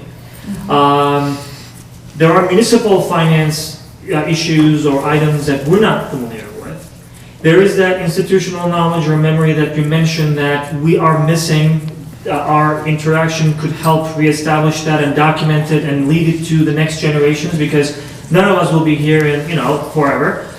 So next, I will, but- school committee, school committee, select board, finance committee, in the future, they can benefit from that as well. So if we can at least make this, it doesn't have to be every month, it can be once a quarter, it can be, whatever frequency folks want. But I think there's a benefit in us coming together. The question that I wanted to ask, since we talked about those 3 stabilization funds, did we already take out the amount that we decided to take for the school buildings? Is the $1 million out of general purpose fund part of that $2 million that we talked about? In the annual town report, it says that stabilization fund general purpose, there is a transfer out of $1 million. If that's what the voted thing was, and yes. So I guess my question would be, if that stabilization fund was reserved for emergencies related to How operating. town meetings votes it, I have to take it. That's the problem I run into, Emrin. Okay? If town meeting votes to take money out of whatever fund, they can vote to take it out of municipal building, they can vote to take it out of capital needs, they can take it out for general purpose, for any purpose Yeah. that they so desire. And I can't do it as long as they have the right number of votes. Completely agree. And I have no, this is not on you, Chris. What I'm going to tell you is this. I can tell you that most folks do not understand all the terminology, all the funds and stuff that we're talking about. So, and this is not really on them, because many times we don't understand everything that is going on. We have to pull things out and look and ask you, as I do, I reach out to you. I think there's also benefit in us trying to offer that education to everyone, so that when we are talking about these funds, everybody knows what it means. I mean, it took us, the last 3 years to explain free cash. Folks are still confused about free cash. Tons of conversations on Facebook and elsewhere about what is and what is not and how much is left, except for the $1.42 that you mentioned. So it would be good for all of us to really be on the same page, not only us. I think part of our duty is to make sure that folks who are depending on us to reach out to the schools, to the town, to town finances, they should be part of this conversation as well, at least part of that education. As we're trying to learn, maybe we can share that learning with them as well, as I'm looking at these. But also, I just want to put a little caveat out there. When we go for our bond rating, the bond rating agency looks at how much we have in our savings account. We drain that, our bond rating's going to go through the floor. Okay? We've been able to maintain a AA+ for our original rating, and this last rating we had to go through to borrow for the elementary school. And one of the key factors is the amount we have in stabilization. Because one of the questions they ask is, when we did it 3 years ago, the governor had made that 9C cut in May. And they turned to us and asked the question, how would you be able to weather, or how much of a cut would you be able to weather and still stay solvent? And I had my stabilization funds there, and I told them I could take a $1 million hit and we could spend those monies. That's what helps us. When they look at it and they look at what the state does and how they don't live up to their commitments, okay, how well can the town weather those type of cuts? And that's one of the issues that I have to deal with. Steve and I went through a 1-hour interview, and they ask a lot of detailed questions about the finances. And we're able to give them good enough answers that we are able to maintain our AA+. John? To put a perspective on that number, that $1 million is just about what the unrestricted government funds are that are being given to the town of Granby next year. So there's a large amount go for the schools, and there's $1 million in unrestricted money. So what Chris is saying is basically, they said we're not giving the local governments anything. We would be able to withstand that for a year. Do you mind if I just say one last thing? our intent is, let me say this, our hope, based on what we are hearing, is that we get to the point where the state comes to the point where the extra $1-2 billion that they're talking about right now comes out of the fair share amendment that they are hoping to pass in a couple of years. As we talked about it, we also wanted to be realistic. There's no guarantee that it's going to pass. So our current situation, we're hoping, is only for the next couple of years. That's one. Number two, we are, as residents of this town, we are highly cognizant of the fact that these are funds, that are established for different reasons, and we are responsible for our budget and how much we spend. We're hoping that after those 2 years, there will be some increase to the funds that we receive from the state. The challenge is, nobody can tell us what that increase might be. So I can tell you whether they're talking about $10 or they're talking $1 million. So in the absence of that, we are very subdued in our expectation from that amendment. But if everything goes according to what some people expect, our expectation and hope is that 2-3 fiscal years from now, or budget from now, hopefully we're not going to have this same conversation. For two reasons. One is that's fun. Number two, again, this is the first, it will be the first full year that our superintendent will have been here. Same thing with our people's services. We're actually interviewing the last final interviews for principal position in the high school. It's the first full year for Bill as well. So with this administration coming together, we are looking for this whole process that we're assuming will allow us to really know where we want to spend the money, and will allow us to see what other efficiencies there might be. So there will be gaps, more than likely, if nothing changes. In fact, let me put it this way. There will be gaps, definitely, if nothing changes. But part of it we're trying to mitigate with our own redesign, and part of it we're hoping that will come from that amendment that the state is going to put in front of the voters next November, not this coming November, but the following November, and we're keeping our fingers crossed. And you also have to understand, Emery, we work on a vacuum on this side many a times too. Okay. What do you mean by that? Well, I don't want to throw stones, so I'm just going to make a statement. It took us almost 3 months to get a copy of this year's budget. Okay? To your efforts, to Cheryl's efforts. But we shouldn't take 3 months for us to get a copy of your budget. We got a summary sheet. I don't want a summary sheet. I want a detail like our other departments have to submit. Okay? So we can have a chance to look at it and analyze and be able to make some rational decisions. Yeah. Okay? That's the problem I ran into. I was finally able to get the spreadsheet from Mark. Does it help? It helps, but also it was somewhat confusing too. Okay? That's all I'm saying is the sharing of information back and forth. As I said, didn't know that you have money cut out of your budget. You lose a grant. You lose, like I said, school choice. Because I saw that because I happened to go out on the DESI website when I saw our reimbursement come in 1 month, and it dropped dramatically. And I saw a $112,000 decrease in school choice revenue. Didn't hear a word from the school auditor. That should have been brought to us to say, hey, how can we make up this money? Because now, that school choice money that you depended on to balance your budget is gone. Where are you raising that money out of? Okay? You either have to take it through a grant or take it out of your regular budget. Right. Where if it was shared with the town, maybe we could have taken $112,000 in free cash and made up that for this year. All right, so going forward, it's my understanding, you have like a schedule, Cheryl, or some kind of budget schedule or something? Is that something we can work from to kind of develop a communication thing so we're all on the same page? I'm sure we can work on that. That'd be a good starting point. All right. Because I mean, we could talk about appointing subcommittee or whatever, if that's what we need, I don't, you know. I just, we made progress tonight in terms of increasing our institutional, memories.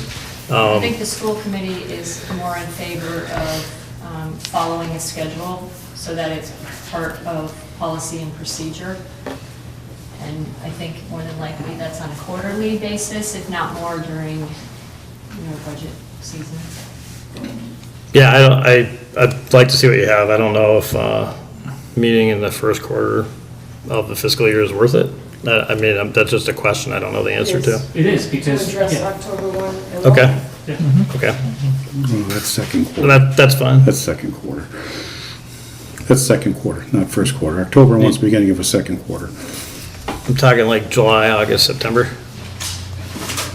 Well, July 1st is when the town budget, fiscal budget. So, No, this is in preparation, just we're not talking about October numbers after things happen. I think we're talking about preparing for, because the October 1st deadline is important for the schools. You basically declare what you have and what you don't. so if it's valuable, then we can do it. That's not a problem. All right? So, that's it.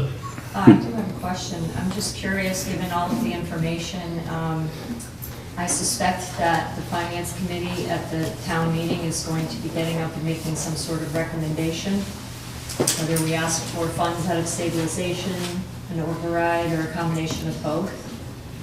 And I would respectfully ask that we are, we are given that information prior to the town meeting. The school committee would rather not be surprised on town meeting floor. Can I follow up your question? Or is the school committee planning on asking for an override? Yes. As far as we know right now, part of it is override, part of it is stabilization. You do realize there's that 35-day time clock before we can schedule an election. Yes. So, and it's the Board of Selectmen who has to notify the town clerk. Yes. Do you have a number that you have in mind that you're looking at right now? Or is, Yes. would you like to share that number?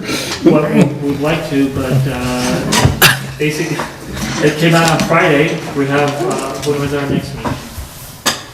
It's coming week. Because this board does not meet again until June 5th.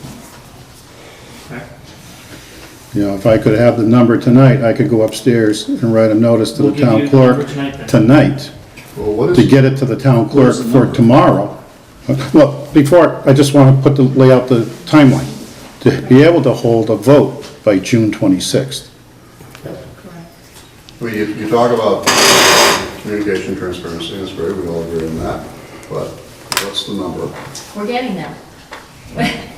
You don't have a number yet, or you We do? do have a number. Oh, then what is it? It is $395,000 out of stabilization, 296, is it 296? $296,000 override.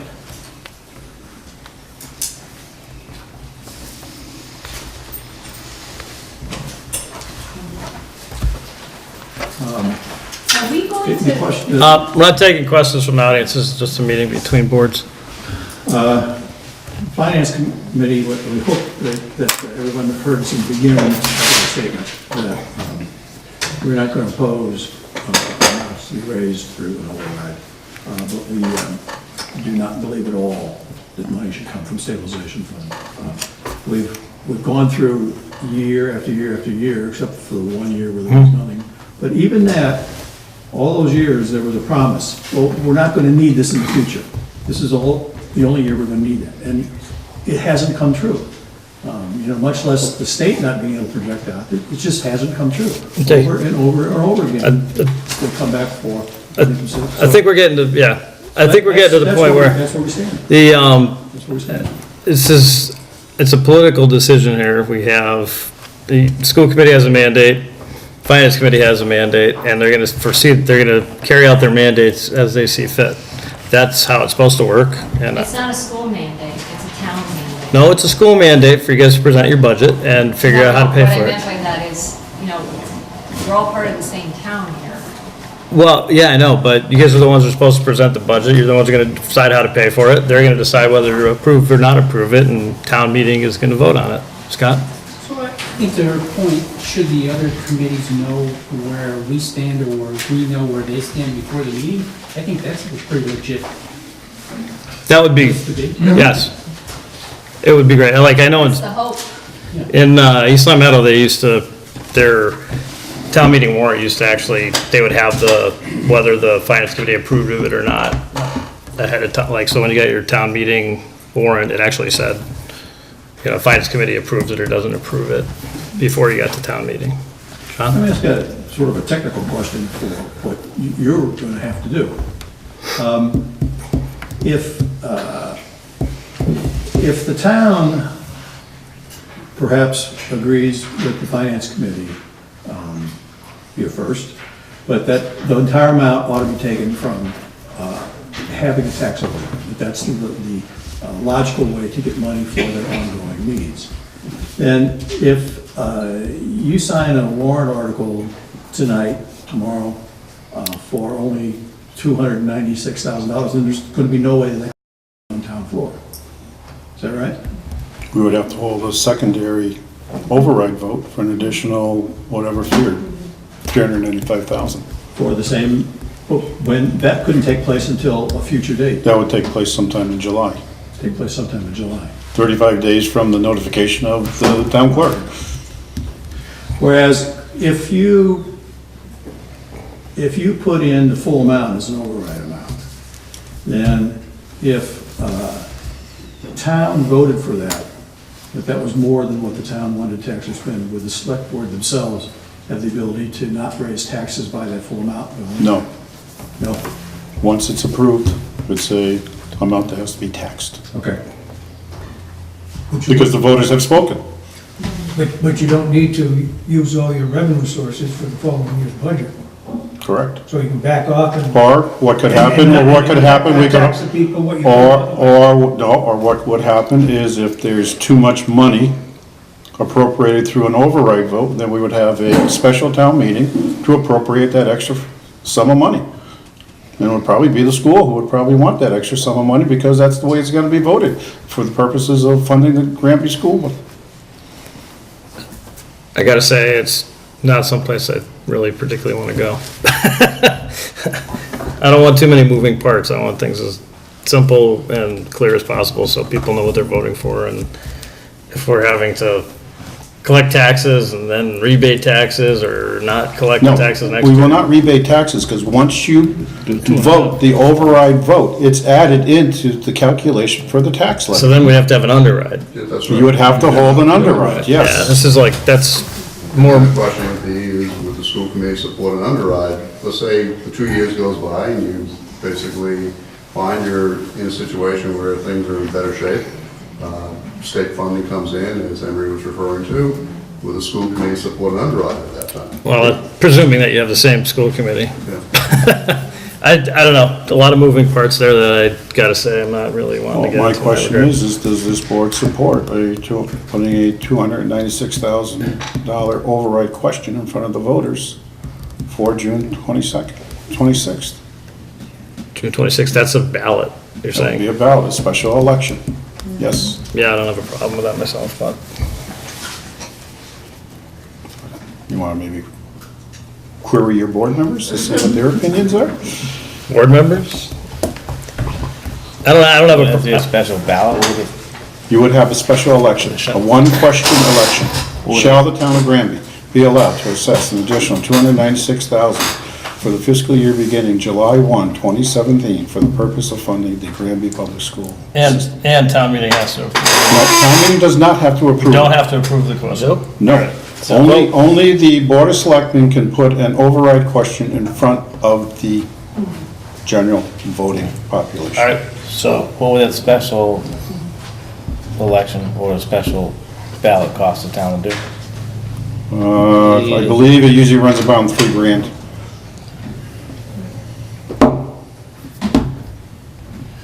yeah, every town meeting is expensive too, so. But Well, because the thing is, you're probably gonna hold the polls like you did for the regular election, 7 to 7, and that's a big cost. Whether one voter comes out or whether 2,000 voters come out, still a fixed cost. No. That extra cost is Minuscule. really kind of already been raised because there's a certain amount in Kathy's budget for the year for town meetings and overage. And also, every year we vote for reserve fund to come up with money for unexpected expenses. And this is unexpected expenses, so money could be transferred out of the reserve fund to pay for costs of an extra budget. So, I mean, I'm not opposed to it. I mean, to me, it's the town's money, let them decide what they want to do with it. Finance Committee, I'm curious, because you guys have been asking for, it says not a complete override of the school budget, but it would be a partial override to pay for the school budget. As I said before, we're not going to oppose amounts that the town is willing to raise through a tax increase. We would oppose amounts that try to be taken from stabilization funds. My concern is that the override is put on a ballot, it passes, and then to take money out of the stabilization fund fails. Where does that leave you? Stabilization, taking money out of stabilization will happen first at town meeting. Is that correct? But that's already gonna be that ought to be a ballot question beforehand, right? The town will know before the ballot coming up question in regards to an override. The minute we notify the town clerk that the board is scheduling a special election, the election goes forward no matter what action town meeting takes, and for the amount that is specified in the question. So, plus Walter's gonna report on it. Another question we're gonna have is the town meeting vote going to be subject to the override or not subject to the override? It would have to be subject, because it's a It doesn't current. have to be, if you have a budget that's out of balance. Well, I wouldn't want to vote a school budget higher and then find out that the ballot fails and then have to go back and now do a budget reduction. Or for them to raise an additional 296 out of stabilization, depending upon what town meeting decides to do. I'm just raising it as an issue. I guess to ensure that the town meeting vote is subject to the override. It would be 296,000 subject to the passage of the override vote, but we know the override vote is scheduled for June 26th. A lot of towns they'll do the override vote before a budgetary hearing to make sure that they have the money in hand. We don't have that luxury. We don't have the time. So how much money are we gonna ask for out of or how much money are they gonna ask for out of stabilization? According to what I heard, it was stabilization was 395 and override was 296. That's what I just heard. 296, 799 to be exact. Out of, for a tax override? Yeah. 296? 799.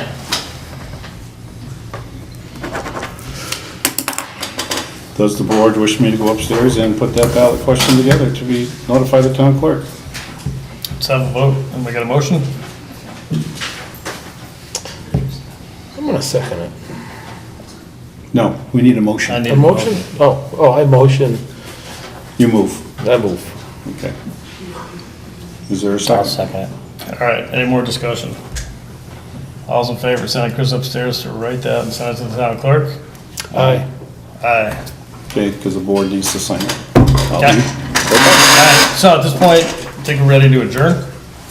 No, we have to stay in a meeting. You can't adjourn because you have to take. So we gotta wait for him to type that up. All right. The Red Sox started 5 minutes ago.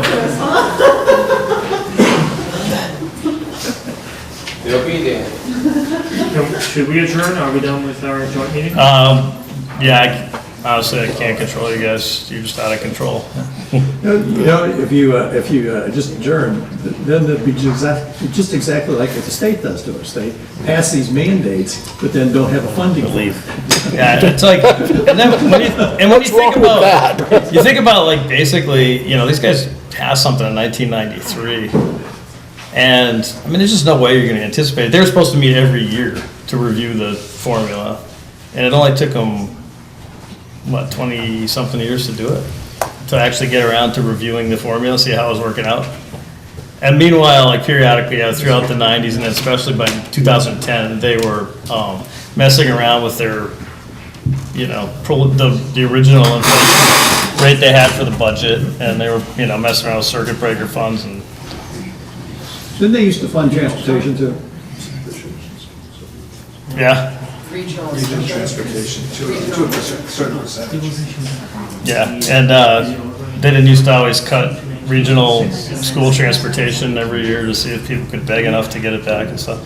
But it's like, honestly, I know in the state senate particularly, they're planning on this, the Fair Share Act, or the millionaire's taxes it's called, but what they've been doing has been disgraceful, as far as I'm concerned, in not like letting people know that the money they are not ponying up for towns is causing us to go through not just fiscal problems, but I mean, you know, a lot more stress and disagreement and just no fun, because they are being honest. So.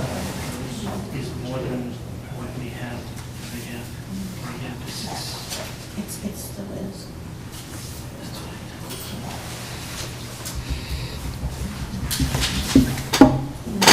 So the town meeting's gonna happen before the. Town meeting, they'll ask to take money out of stabilization, and then on the 26th, there'll be the override vote. So, which will be very interesting. What'll be more interesting is if they make 9C cuts, and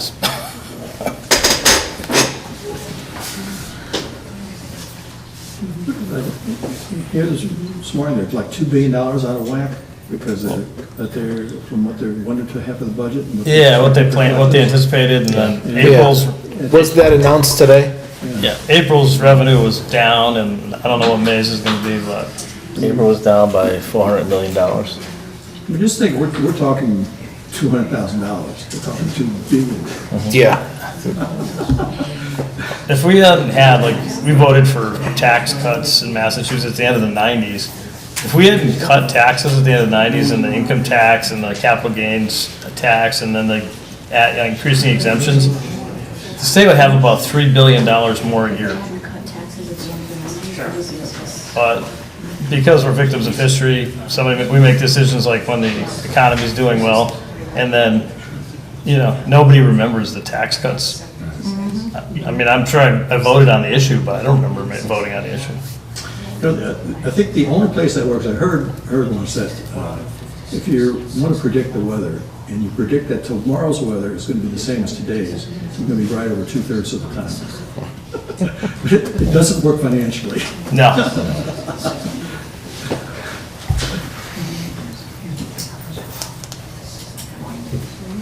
Are you in executive session now? It does appear that way. Well, there are actually 3 meetings which are convened here. Yeah.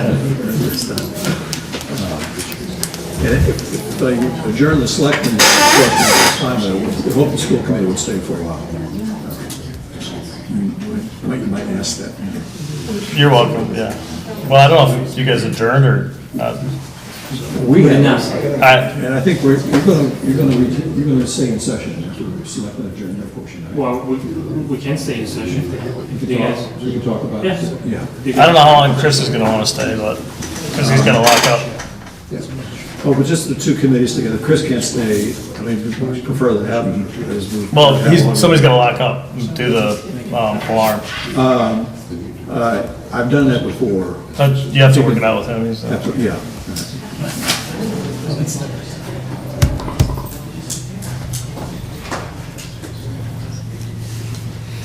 Red Sox and the Cardinals. Red Sox and Cardinals. I gotta say, I'm not optimistic on my end.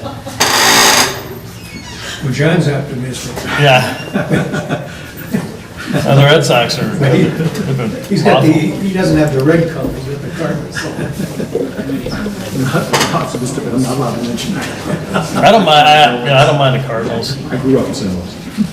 And the thing is, I hate the Yankees, but like not personally. I mean, I just as an idea.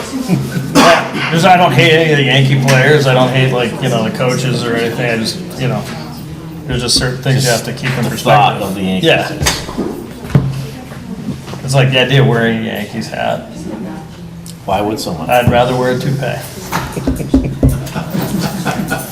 Well, we'd rather you do. Did you guys meet Mike Simpson? He's our new school committee member.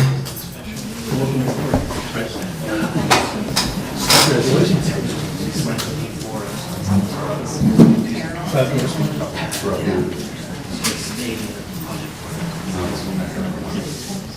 know, I have 3 sets of numbers.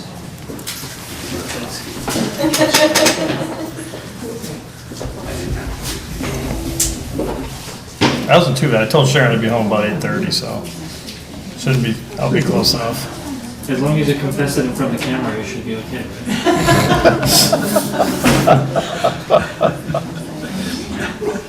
I didn't even get a chance to talk to her. She's teaching piano lessons, so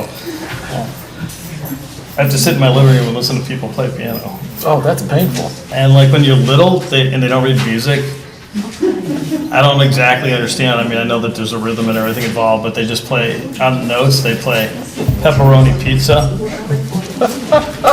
So the song goes, pepperoni pizza, pepperoni pizza, pepperoni pizza, just down the scale. So this is good here. And do you have nightmares? Yeah, no, I don't have nightmares. And I play piano, I like support it, it's great, but it's like, Cheryl, maybe you can help him out. I feel like he's at. but yeah, it's I like think that segment of this meeting can become a YouTube sensation. the pepperoni pizza. Yes. I could sit down, I could play it for you, but, Right there. You got a piano. it's, yeah, I'd rather play chopsticks. Which I think is an insult to pianos.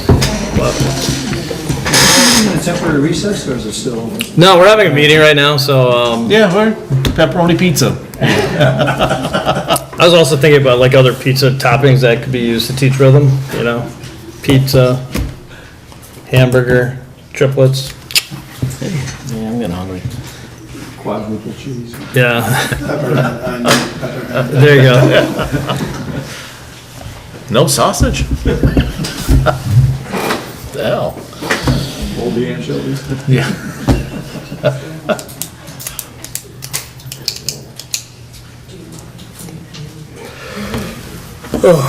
I got my computer home and it's a work computer, but I get to use it at home. But it's an Apple and you have to have the plug. And if you want to buy the plug from Apple, it's $80. Plug for what? Just to plug your computer in. Because they like to make things expensive. Yes. And And it's a Mac. Hartley's not here, but they call it rent economics. It's like not renting a house, but you're renting a cord, basically. Which is another reason why I don't like Apple.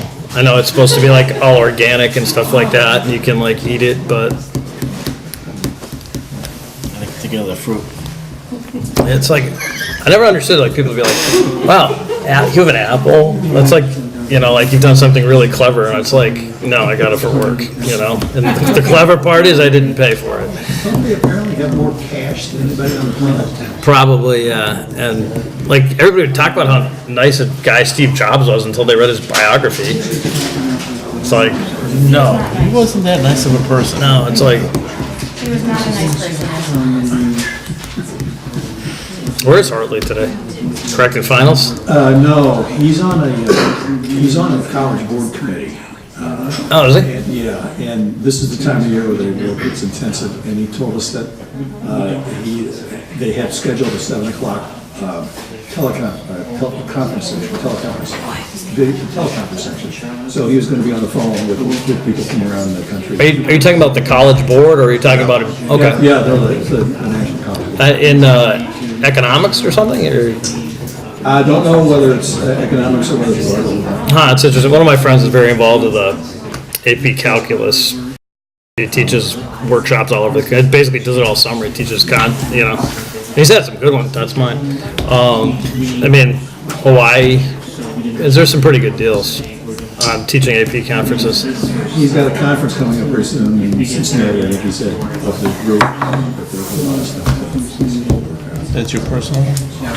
Yeah, it's held together with tissue paper or something. But the only time I ever needed it, I didn't have it.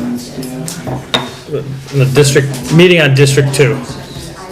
60 people, and they were not happy, and I had to like bang on the table with my hand just to get attention, so. Is that issue totally dead at this point? Yeah. We did everything, and They got me, they antagonized me to the point that I did apologize after, so.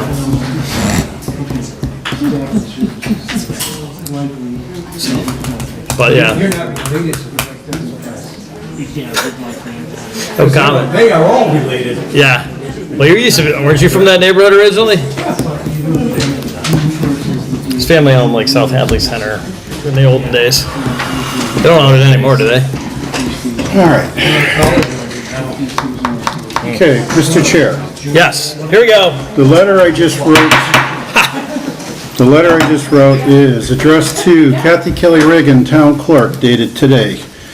Dear Kathy, at the Selectmen's meeting on Tuesday, May 16, 2017, the Selectmen voted to have the following question placed on the June 26, 2017 special election ballot in accordance with Mass General Law, Chapter 59, Section 21C, Paragraph G.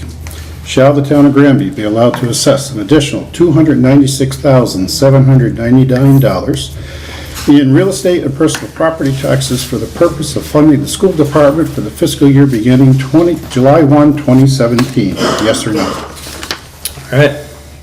So we've approved it, all we have to do is sign it, right? Yep. You're Glenn Sexton, that's. Gotta break these new guys in, you know. Don't make money in public. You waited, it's not even like, you're lucky Lou's not here, he was better at making fun of everybody. So Chris, can I just ask what the timeline is then? Timeline for what? Timeline. Just for the override? Yeah, Yeah. just for the override, It's June 26th. June 26th. That's when the actual vote. That's the date for the election ballot. Okay, there it is, beautiful. That's the way it was stated in the letter. Okay? And the reason we pick a Monday, because we usually have our elections on a Monday. If I tried to change it any other day, I'd be accused of trying to make it fail or any other type of thing. Or make it pass, or whatever. Yeah. All right, so any other business come before the board? No, sir. If not, I'll ask for a motion to adjourn. I have a motion to adjourn. I second. All right, hope that, hopefully Glenn enjoyed his.